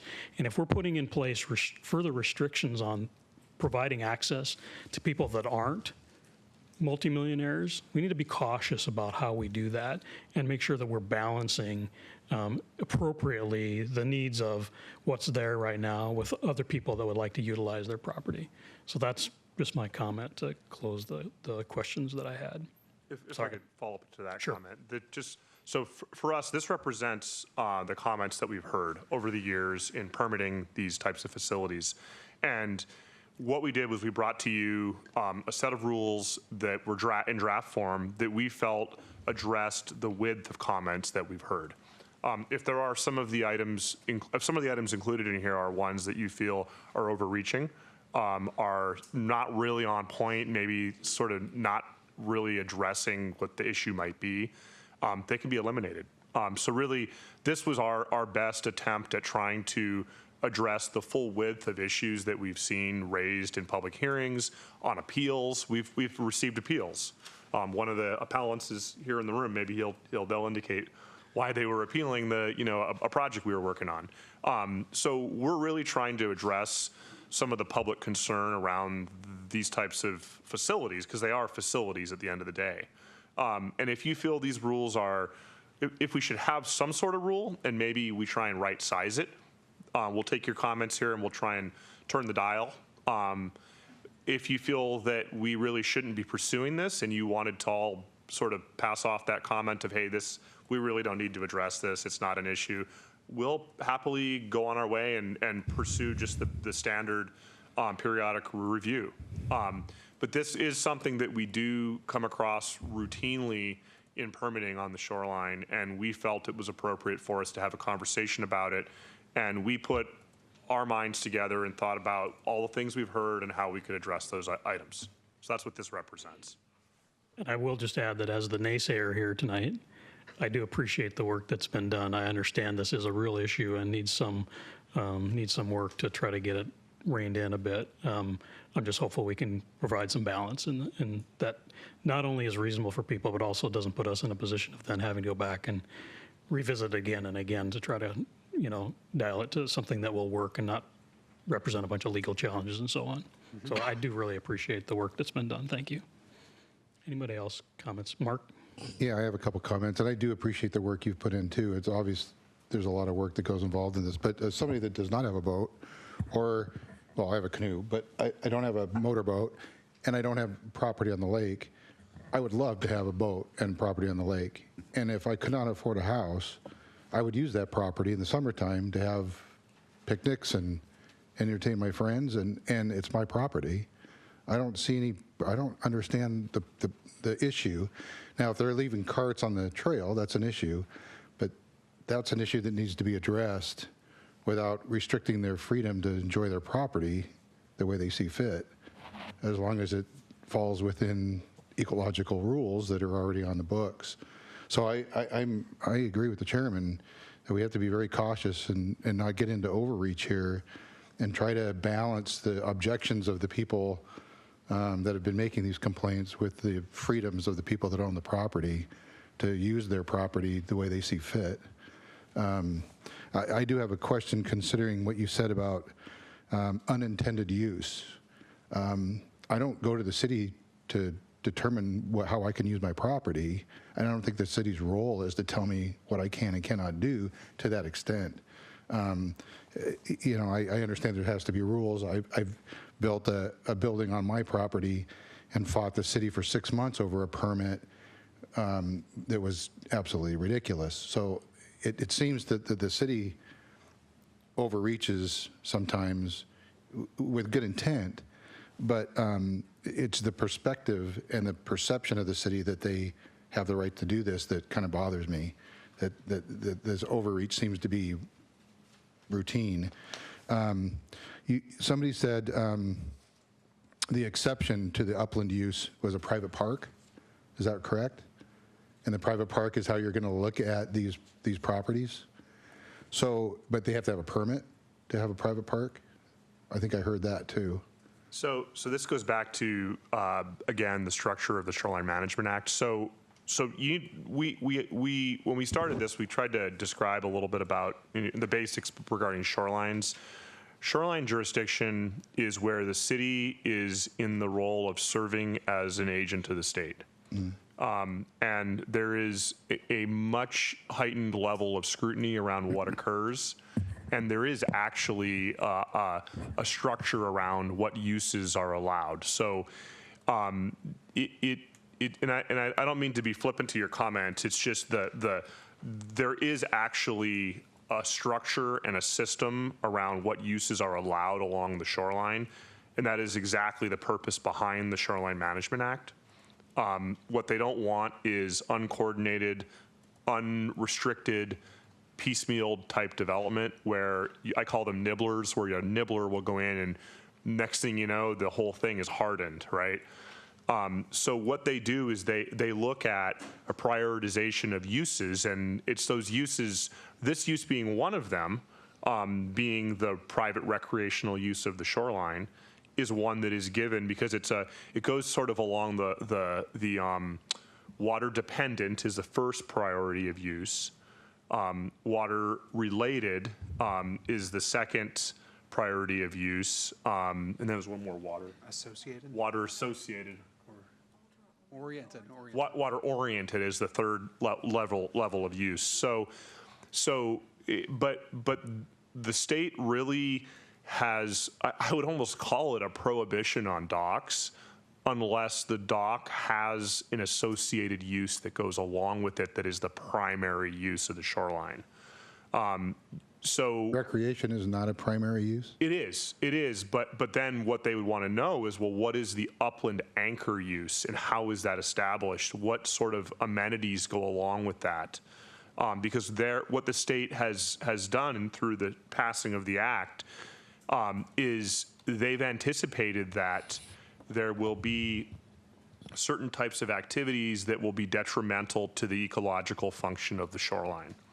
And those activities typically are the clearing, the maintenance, the water quality disruption, all those things that go along with an intensity of concentrated use. When a use is concentrated and it's of a higher level of intensity, the act identifies that there is potential for degradation of that shoreline ecological process. So what the state act is saying is that if you want to allow for these priority uses, recreation, water dependent, water related, water oriented uses, that there also needs to be counterpart checks and balances on how are you going to contain that use to make sure that it doesn't cause a bigger and bigger footprint over time. How are you going to provide for mitigative measures along the shoreline to ensure that on balance there is no net loss of ecological function on a reach by reach basis, so that if you allow for an intensified portion of a property to be developed, that there's a portion of that property that is specifically set aside for ecological function through something like a vegetation enhancement area. So it is, depending on who you are, whether fortunately or unfortunately, there is a much higher level of scrutiny and expectation with regard to how we manage uses along the shoreline. One of the things that happened with the passing of the act was that there's all this information in the act about protection of ecological function, balancing of uses, and then there was this one sentence that was inserted into the act that says that, and there's a list of uses that are considered to be priority uses for modification of the shoreline. And the first one is private residential use. So what ends up happening is that the structure and the way the shoreline master programs are written, because of how the courts have ultimately fallen with regard to what the Shoreline Management Act says, is that shoreline residential uses, a home, is a priority use on the shoreline. The other uses that go along with that are water dependent, water oriented, water related, are also priority. However, those come further down the line in the statement of prioritization of uses. So it becomes this use hierarchy of how we want to manage our shorelines. So what we're trying to do is find a way to get people down to the shoreline, to allow for these private recreational uses to occur, to allow for docks to be built, to allow for them to enjoy the shoreline. But what is the right set of regulations that would ensure us that the use will not get out of control? It will not cause for a net loss of ecological function due to the intensification of use, the hardening, the trampling, the activity. So how do we balance all of that? And that's what we're asking here tonight is what is the right set of rules to have for these uses?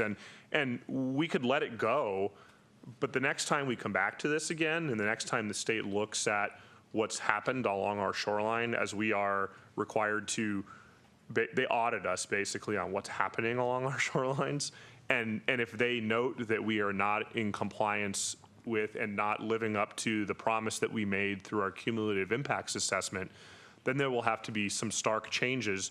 It could ultimately lead to a financial impact on the city, because the city is then obligated to increase its level of spending in shoreline restoration.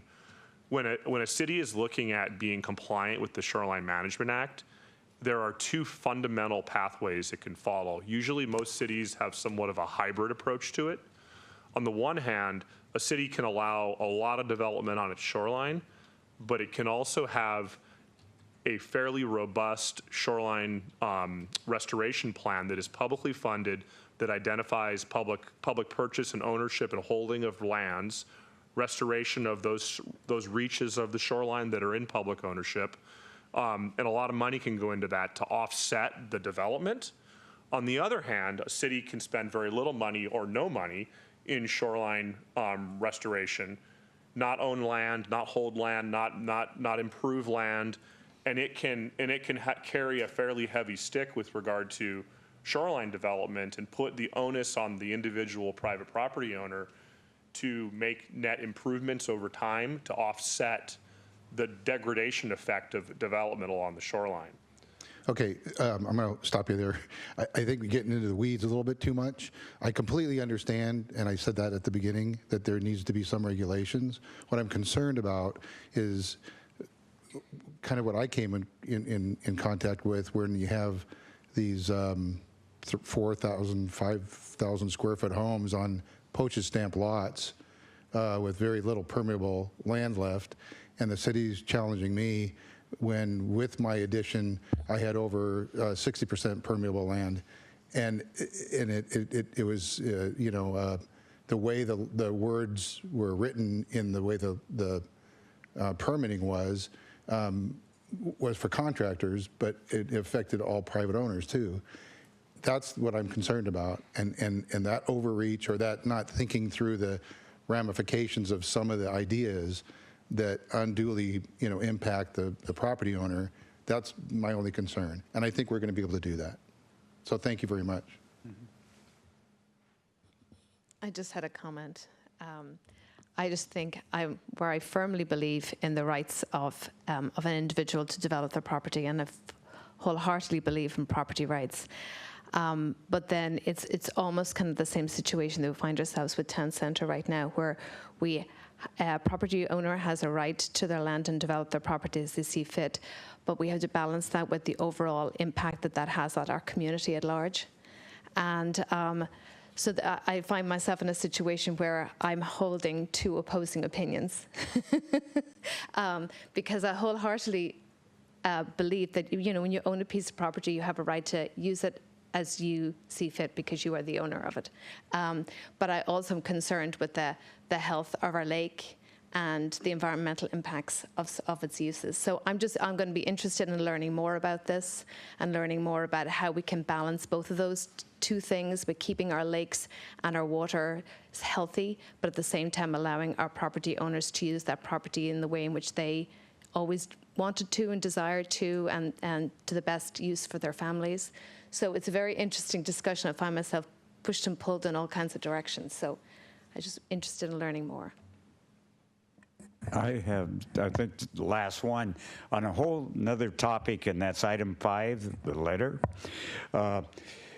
And the word net loss came out a couple of times. I have a lot of respect for the indigenous communities And I was really impressed in their letter. What they seem to be doing is an all-inclusive demographic of fish.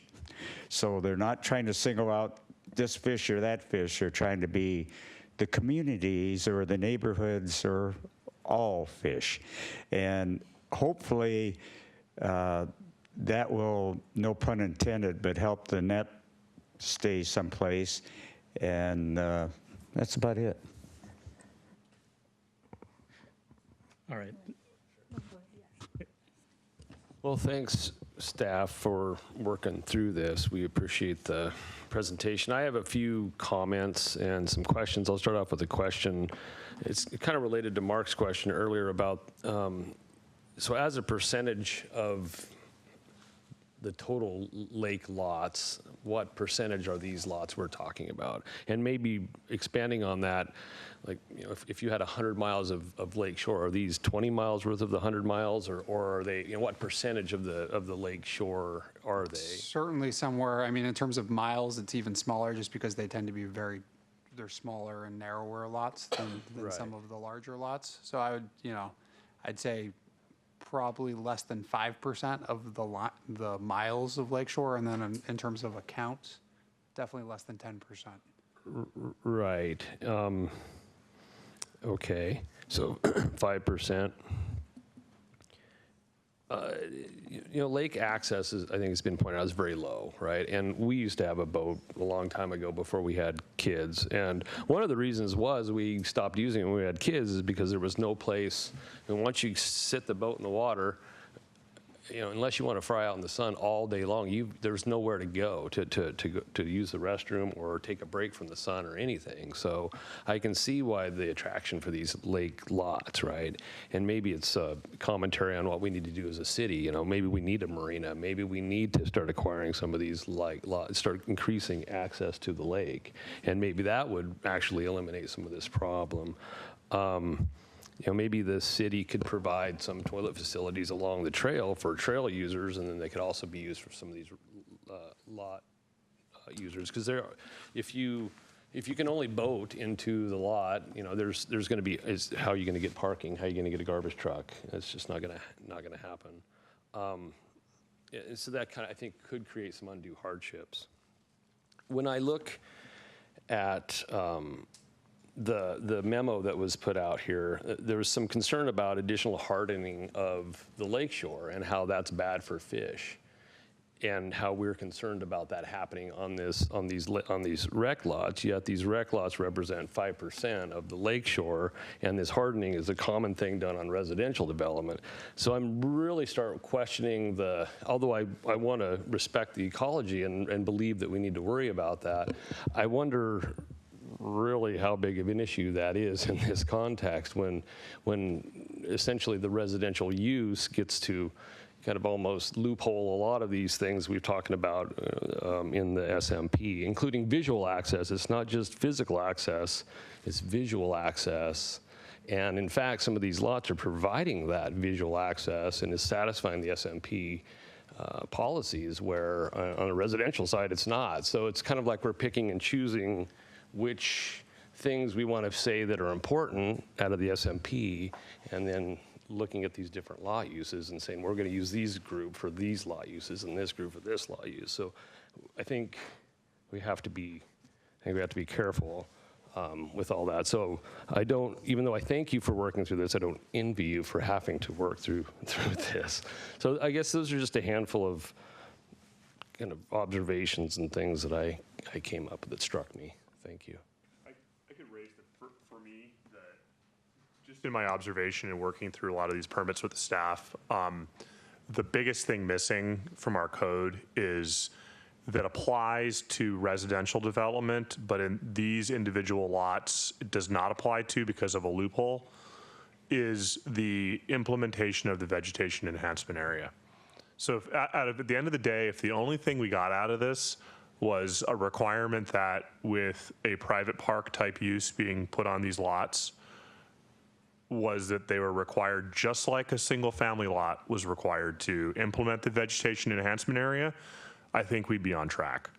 The argument that we get into with the applicants and the property owners, you wouldn't believe it, about, hey, you should take a stewardship approach to this. You should really think about setting aside some area to maintain in vegetation. Well, we don't have to. We don't want to. And it's like, well, everybody else along the lake has to do that. It's part of our code. Well, we don't, show me in the code where it's required. And they're right, it's a loophole.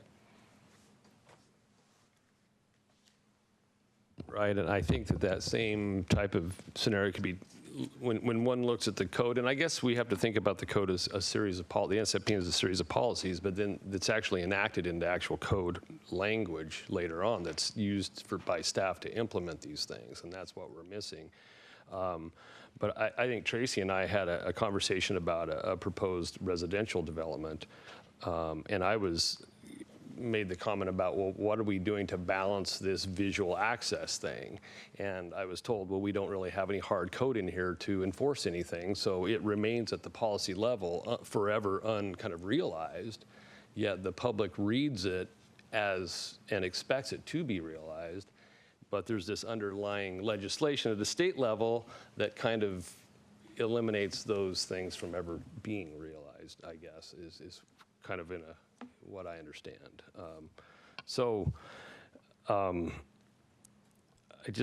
When I look at the slides of these lots and I see these lots, even though that some of the vegetation has been trampled, I look at that lot, and if we were to take an equivalent shot of an oblique of where a house was built, I would see the one that's undeveloped being a lot better for the environment than the one with a house in it. Yet it seems to be the discussion is flip-flop. So it's just part of the realities of what we're having to deal with here. And I put up on the screen an excerpt from the actual Shoreline Management Act, the enabling legislation here. And this has been really the point of contention in almost every jurisdiction I'm aware of that's gone through a major update on their Shoreline Master Program. And it's the battle between what is the priority of use along the shoreline. And this specifically says, this summarizes it in a nutshell, is that there was this one sentence that was added to the act that has caused a whole lot of chaos around how we prioritize what happens. And it says here, alterations of the natural condition of the shoreline of the state, in those limited instances when authorized, shall be given priority for single-family residences. And it goes on to list other uses, but the way this has unfolded in the courts is that because it's listed this way, that the first use that's given the most priority is the single-family residence. So regardless of all those other objectives of the act, this is the priority use on the shoreline is a single-family residence. But these places we're talking about, these lots, can't have single-family residences. So this was in response to Commissioner Brooks' comment about shoreline visual access, and that not being something that we have lived up to with regard to implementation when considering what some of our policy language says. And I'm trying to highlight here why that's the case, is because we have all these different objectives to balance. Unfortunately, the state legislature didn't really do us any favors when they wrote this by putting that single-family residences shall be the priority as even over the public views along the shoreline. So we have to look at it with this lens when we actually then implement it, and that's just simply due to the way it's written. If the legislature wants to change it, we would happily then prioritize something differently in line with whatever the legislature says is the number one priority, because it is actually a statewide issue. It's not just a local issue. I just want to make a quick comment. Again, want to thank the staff for taking such an intense issue and trying to codify it. I think the lens that I'm going to look at all the changes, it's really what stands out is no net loss of ecological functions. I think that is really important. We're named after Lake Sammamish, and not many of us have access to Lake Sammamish. So I think that is also something that stands out for me. Even though it was mentioned that it's just 5 to 10% of the land along our side of Lake Sammamish. okay, 5% of along our side of the lake, I'm assuming. I think what I would be interested in knowing more about is especially the impervious surface and the requirements for parking. I think, like everybody has mentioned, it is a challenge along the lake, and for me, that just adds more impervious surface to our land, which we should probably not be doing. So that is something I'll be looking for as I go through the code again. And I think it would be really helpful for me, and I think other commissioners to understand too. I think, like you said, you are approaching this because there's a loophole in our code. We don't have anything for non-residential purposes. And hearing some of the examples that you've gone through, and also I think for me, understanding, for example, if there is a residential house there, how many trips are people, on an average going to take their boat out? Are they taking it out every day? What's the impact on the land there is today versus, if it's used as a recreational facility, is it just during a particular season of the year? Is it throughout the year? I think that information will be helpful for me to, go forward with this. And there was something else, but I think it skipped my mind. And I think the other with the residential, I think what I've heard you say is when there's a single-family home, there's a requirement to have a vegetation area, which in this non-residential, which you don't have right now, and that's what is the biggest loophole that you see. So I really look forward to working through this and tackling as and when we see. I think other thing which will be important is also, do other jurisdictions have similar requirements, especially for HOAs and groupings of ownership? I think I would be interested in knowing that. So thank you. Anyone else? Great. And also, Aaron, thank you for putting up with us this evening. Thank you. Thanks. All right, next we'll have public comment on this topic. I have a list here of a few people. Anyone else can join at the end as well. I do want to just remind everyone that generally speaking in public comment, we don't engage in conversation back and forth either with staff or with the commission. So you'll have 7 minutes and we'll listen. And if you're still talking at 7 minutes, I'll probably interrupt you. I know some people might have trouble with 7 minutes and some people might not. So, all right, first on the list we have Bill. Bill, is it Way?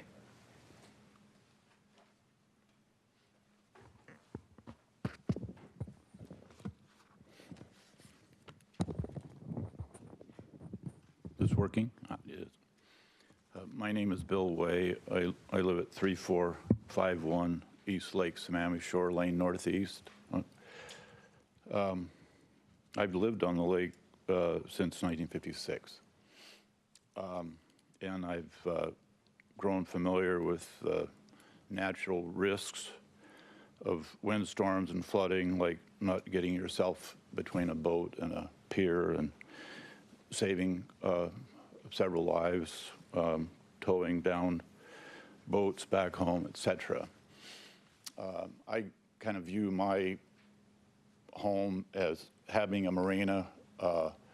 I have to figure out how to get fuel from my car to the boat to refuel it without spilling, et cetera, and to keep my boats intact. And I monitor my neighbors and try to train them up as new people come in, and some people get it quicker than others about management of such things.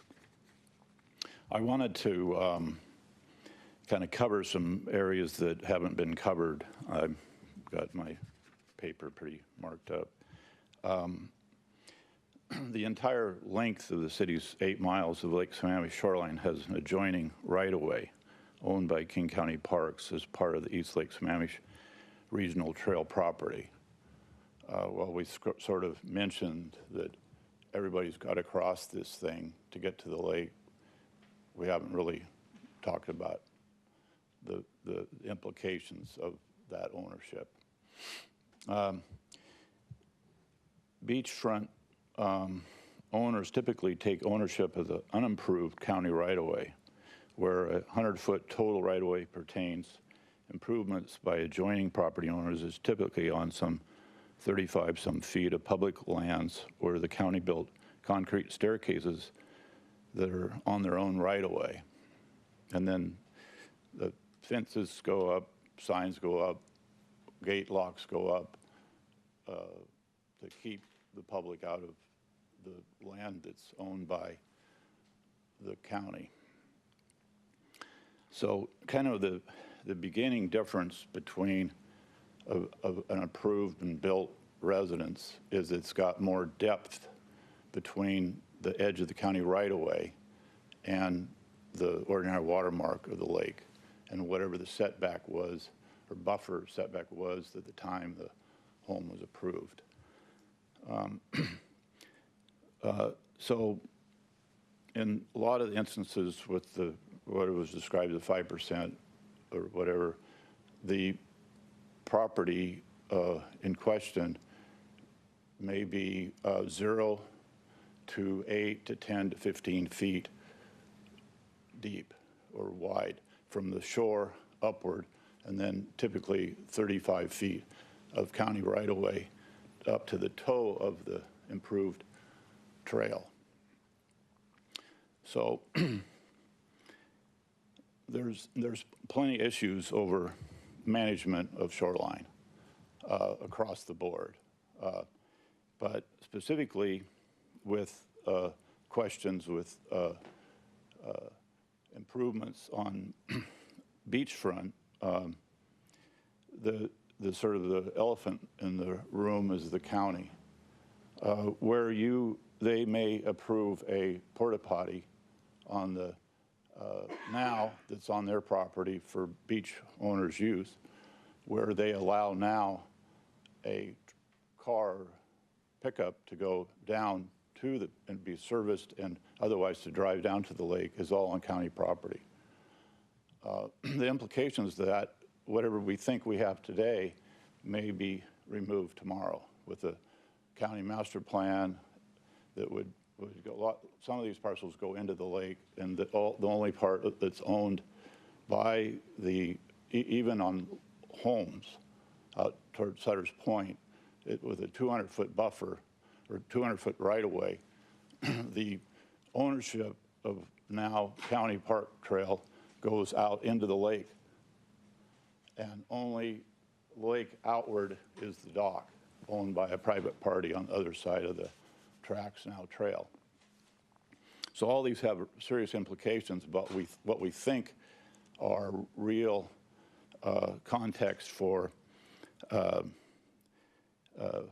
what uses. We've got a pier that's been approved or may be approved for community pier, but perhaps tomorrow there won't be any porta potty and there won't be any vehicular access that we have today. So anyway, a lot of questions. So that's kind of led to future demarcation of where private property begins may become standard with trails and day use for public on the landward side of the regional trail. Further degradation by removal of vegetation on public property by waterfront shore owners has resulted in thousands of cubic yards of soil being swept out into the lake during high water storm events. And if we do get mitigation, well, I say we, if the public gets mitigation requirements approved in the 15 or less for approval of a pier, that's not even making up for the degradation that's occurred to the toe of the fill of the trail to date. Let me see, what else I want to cover here. So kind of pushing the subject that David referenced, as far as no net loss of ecological function per SMA is not real, and at any terms. I'm a certified wetland scientist, and I'll have to say that homes, whatever's been done, given all the local, state, and federal laws that pertain to the shorelines, degradation of shorelines of Lake Sammamish occurs daily. placement of concrete block, rock on the edge, or even within the ordinary water mark, removal of vegetation along the shoreline, placement of kill-all, import sand, heavy seeding, fertilizers, weed killers along the shoreline, removal of hard stem bulrush in the near shore. That's the nursery ground for fry and most any fish. Anyway, so I'm over. I've got 28 seconds. So anyway, this is going to lead to this accumulative impact challenge that was referenced. And either we grapple with it now or things are, it's, so, yeah, the cumulative impact assessment, this upland anchor use. Sorry, Bill, can you wrap it up, please? Sure, I'm done. I was asked 20-some years ago by the city regarding buffers and constructive mitigation strategies. I told them the most critical area is between the high water and the nearshore area. And at this point, in Sammamish, in Redmond, in Bellevue, and Issaquah, the lake is near dead. It's a dead bathtub ring around it. So we're going to hit a big one here with extinct or whatnot. Thank you. I move that the meeting be extended to 9 p.m. With the possibility of a recess or not. That's Second. It's been moved and seconded to extend the meeting to 9. All those in favor say aye. Aye. Aye. Opposed, no. Okay, the meeting's extended to 9. Does anyone else need a 5-minute break? Okay. Next, Mark Cross. Welcome. Thank you, 7 minutes now, right? Chairman, Planning Commission, staff. I did serve on the city council during the time when the original Shoreline Master Plan was being reviewed, and I voted in favor of it in 2011. So I'll be interested to follow your deliberations as you look at any potential changes to it. And certainly there are things that the code was looking and anticipating, and some things that it was not anticipating. I do want to suggest that the couple of reasons that you want to have a code at all is that this directs residents as to what the use of their property is considered their fair use of their property, and what might be considered burdens on other people's private property rights. And that's a part of what you're establishing here. The other part is the environmental considerations, where the lake, through state law, is considered to be a more sensitive area than just your average lot and your average subdivision. The final thing, though, is that the hearing examiner will read your language, or the language adopted by the city council, in making their decisions. And I wanted to read one on setbacks, because you have two shoreline areas in the city. One that consists of most of the shoreline is in a residential area, suburban residential shoreline area.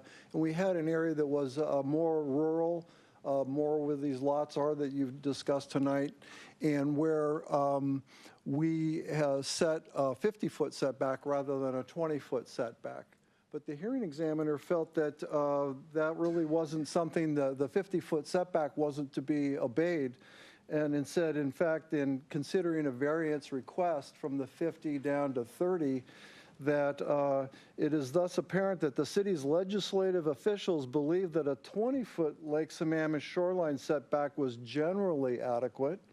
So the fact that we had established certain areas where we wanted 50 feet for environmental reasons, he did not see that as being reflected in code that he had to follow. And the efficacy of the legislative policy cannot legally be challenged in the context of this quasi-judicial permit process. So Mark Cross, you're lost, because you're trying to hold somebody to a zone setback for environmental purposes, but because the city had allowed 20 feet in other parts of the shoreline, he was really only thinking 20 was what and we should be grateful that we got 30. The proposed development will maintain a shoreline setback that is 50% greater than the 20-foot minimum allowed in most of the city. So it does affect how permits are reviewed and approved, what you say. And as you become firm in the recommendations you want to give to the city council, I hope that you would work with staff on language that helps you and staff put that into draft code that the council can then consider for adoption or not. But I will tell you that in looking at the rights on the shoreline is not unlike rights in other parts of the city where you have a single-family house. I was on the city council. We were looking through the code that had been adopted from King County, and it became apparent to me in one little piece of code, and I'm proud of having found this late one night, that in fact the old King County code allowed each residential lot to have 2,000 chickens. Now you can imagine today if somebody said, well, it says 2,000 chickens, what are my neighbors complaining about? We had another situation where a person was working on a project up here controlling traffic when they saw the big buck come out of the forest. They dropped the stop sign, grabbed their rifle out of their truck and went in and shot the deer, and suddenly 911 lights up with, shooting by the school. So there are times and places when private use of property is limited so that the use doesn't spill over onto other properties, whether they're a $4 million house or in many cases, as people testified at the time, properties that have been in the family for 80 years and don't necessarily have a big house, even though it's valued at a high number. You have to imagine just in any part of the city, if you were to allow these more intensive uses without bathrooms and without parking, you'd have people in here complaining to you.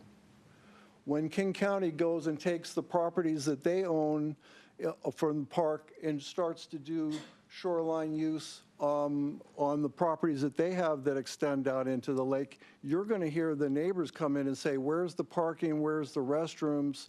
This is a big impact to me. So don't just think about the private property owner and whether they can form an LLC and do a condominium and have 6, 8, 10, 20 families that think this is where they can come and party in the summertime or the wintertime. But think of the neighbors to this and think, is that really fair in a single family zoned area? Because it's all zoned for that, just single family, not duplexes, not fourplexes, not restaurants, not auto repair, and certainly not to poop in the bushes. And we can sit here until 9:30 and pretty soon somebody here is going to need a restroom. And I think people that use these properties need them as well. So for the idea for them, in some cases, like the one on the Paul residence that I'll turn in as an example, they were really looking to have all kinds of variances. So 150-foot variance from a fish stream became 37.5 feet. Is that really what you want? And by reading these, you can see how they relate the code to those decisions. I think it'll be helpful to you. But I will say that you also have a couple problems. One is that the fecal coliform, meaning the amount of human waste in Lake Sammamish, is high enough that we rank as one of the most polluted water bodies in the country. It's called the 303D list, the federal 303D list. So you do not want to be saying we're going to fool around with human waste very near this water body. Thank you very much. I understand you'll be having more meetings and we'll bring you more information. Thank you. Thank you for comments, Mark, and also thank you for your past work on City Council. Tim is next.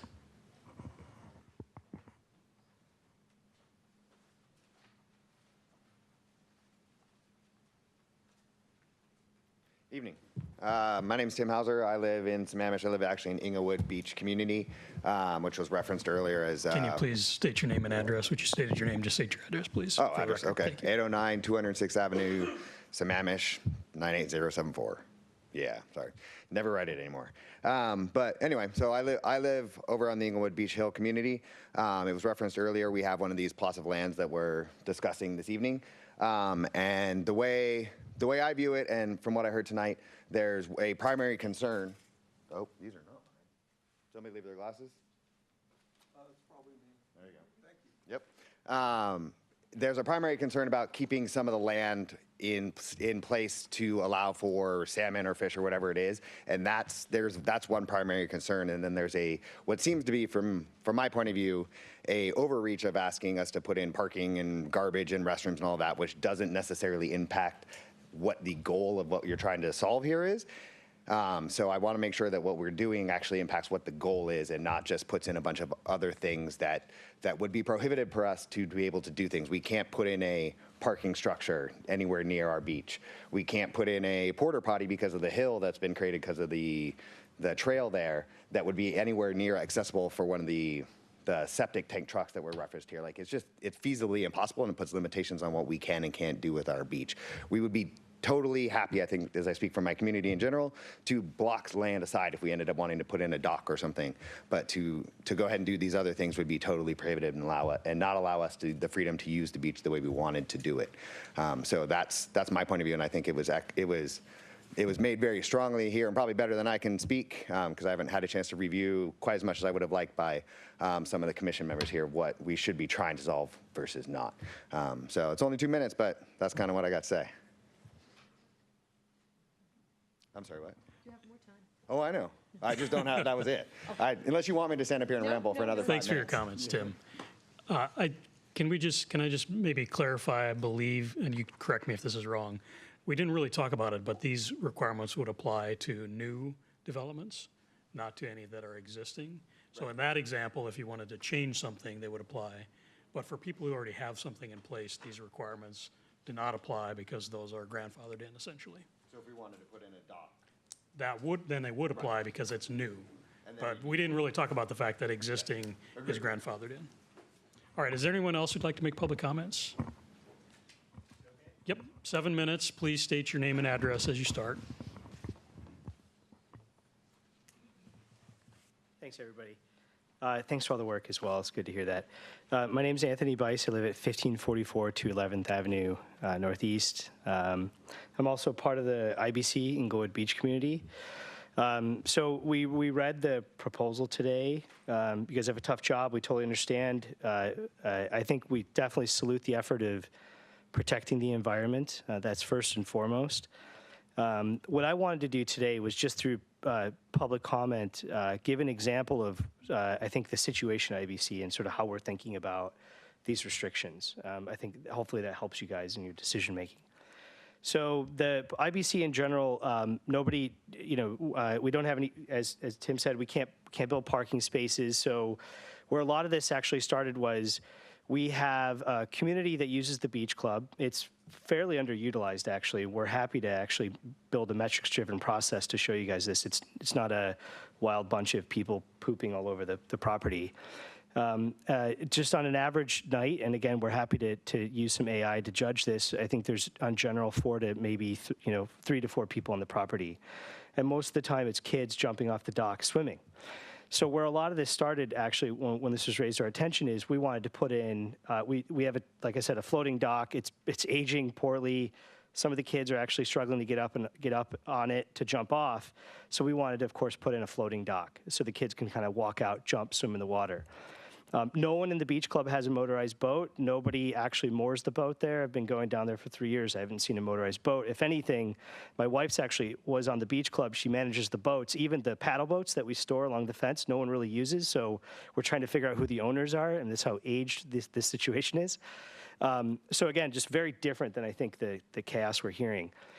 So the thing I wanted to paint that picture of you guys is we want to support the environment effort, but for example, if we came to you guys under these proposal and we asked for a floating dock, we felt like we'd sort of be overgeneralized or confused with maybe other properties where I did see some of the evidence where they have a lot of boats, maybe there's a lot of people using the property and there's fecal matter all over.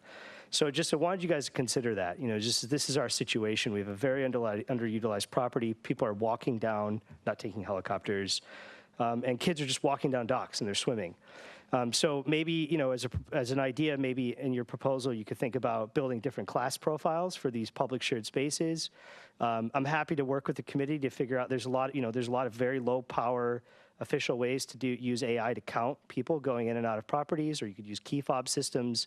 And so I just propose that we use a metric-based process as opposed to just, I think categorizing every shared beach property in the same class. So that's it. With all due respect, that's just my feedback. I appreciate everyone hearing that. Thank you. Thank you for your comments. Is there anyone else? Mary?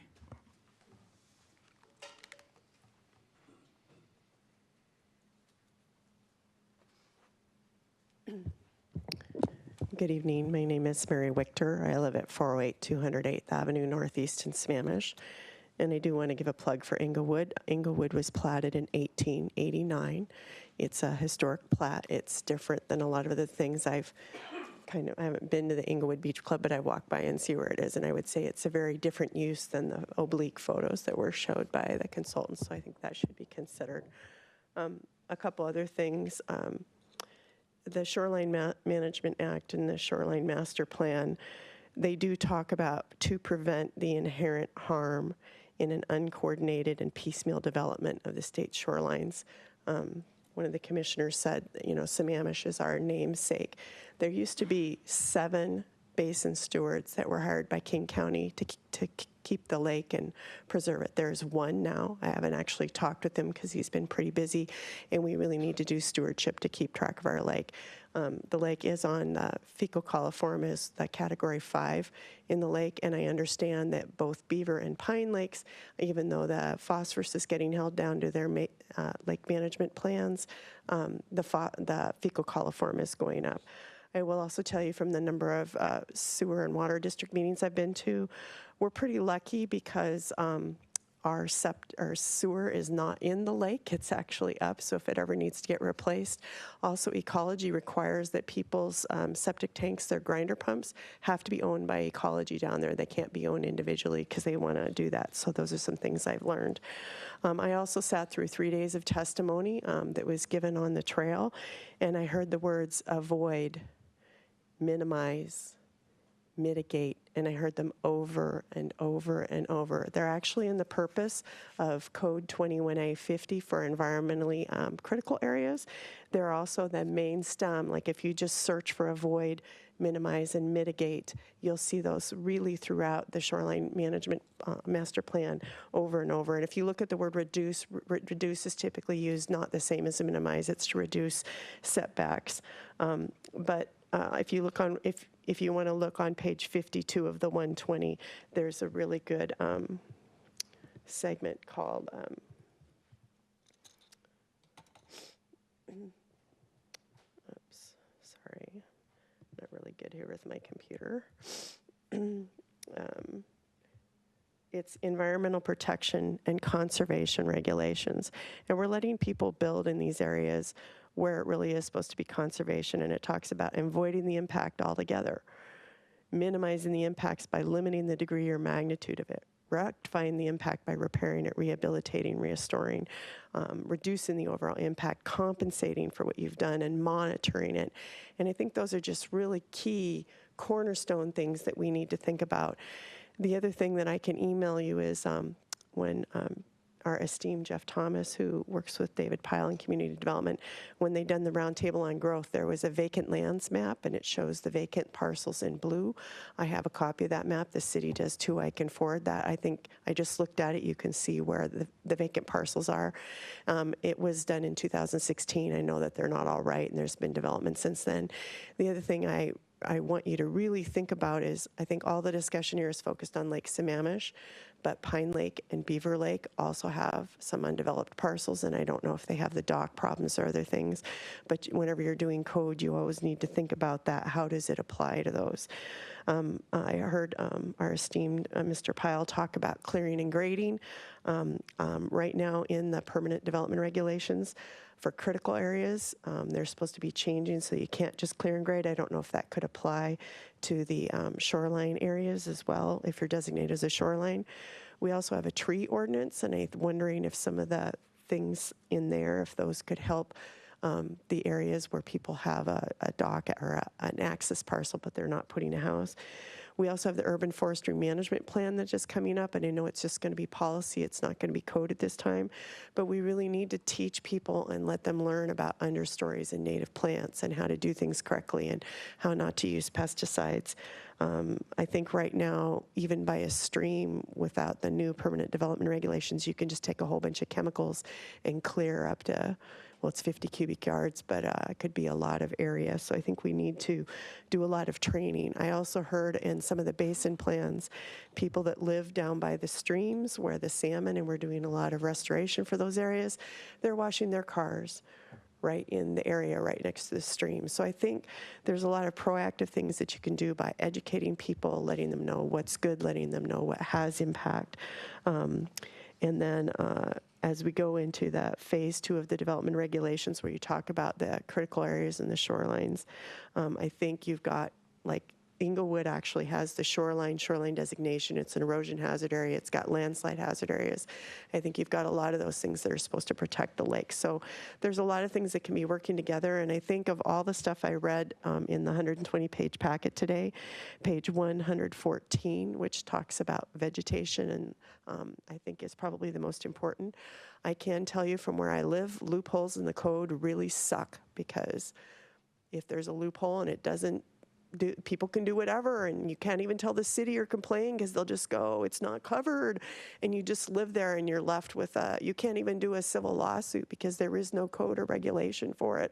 So I think we really have to look where there's code and regulation. And when I send you the blue vacant lands map, I want you to look at how much of it's blue and how much of it's white, because I don't know exactly how much Sammamish has developed, but just visually, and I've asked a lot of people, we have about 10 to 15% of the city left to develop. We need to develop that differently than we developed the first 50 or 60 or 75%, because there's only a few lots left. And like even the visual aspect of being able to see the lake, that's important. We just don't want to look through really tall houses or see really tall houses and just not have any access.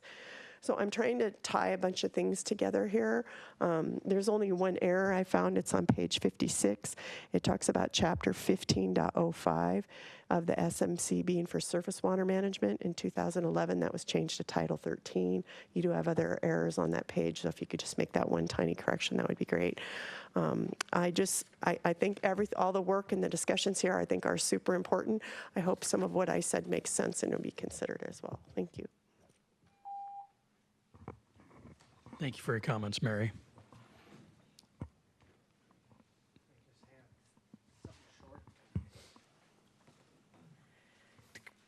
Good evening, Planning Commissioners. Paul Stickney, 22626 Northeast Inglewood Hill Road. The comments tonight are just sort of extemporaneous based on what happened this evening. I think it was a real good meeting. Staff did a good job. You asked a lot of good questions that looked at both sides of this issue. And I just have a few things to add that I haven't heard tonight, or if they were said, I apologize if I didn't hear they were said. The shorelines is a real large issue, and I think the GMA actually, in 1990, it had 13 planning goals. But in 2010, it added a 14th, which is the shoreline. So it is a significant issue. So it's an important part of our whole city. And I heard tonight a lot of emphasis on the Sammamish identified issue, as the residential sites was a large focus of the meeting tonight, and I said that wrong, of the non-single family residential sites that can be used for recreational purposes. I'm asking an overarching question. Are we charting new ground here as a city, or are we catching up? We as the Kings we.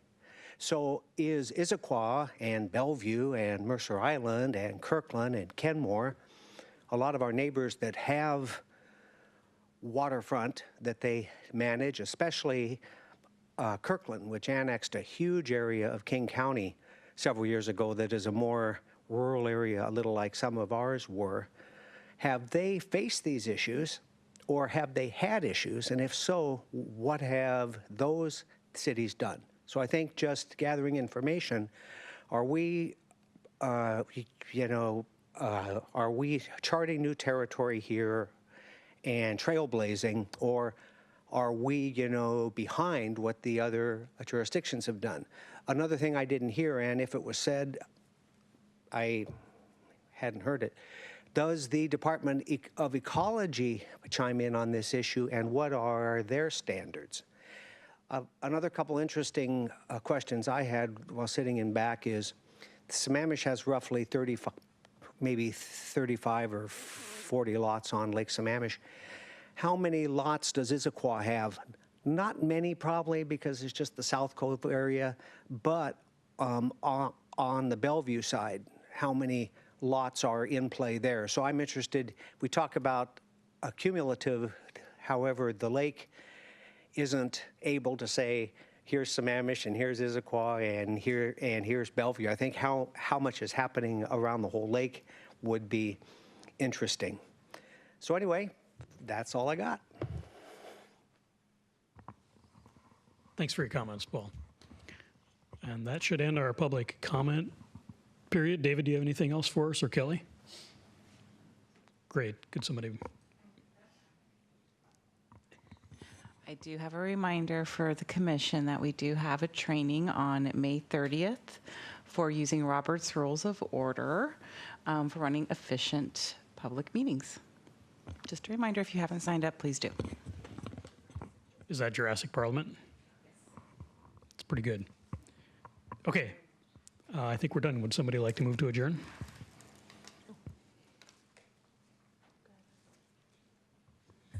I move we adjourn. I second. It's been moved and seconded that we adjourn. All those in favor say aye. Aye. Opposed, no. Thank you, everyone. Have a nice evening.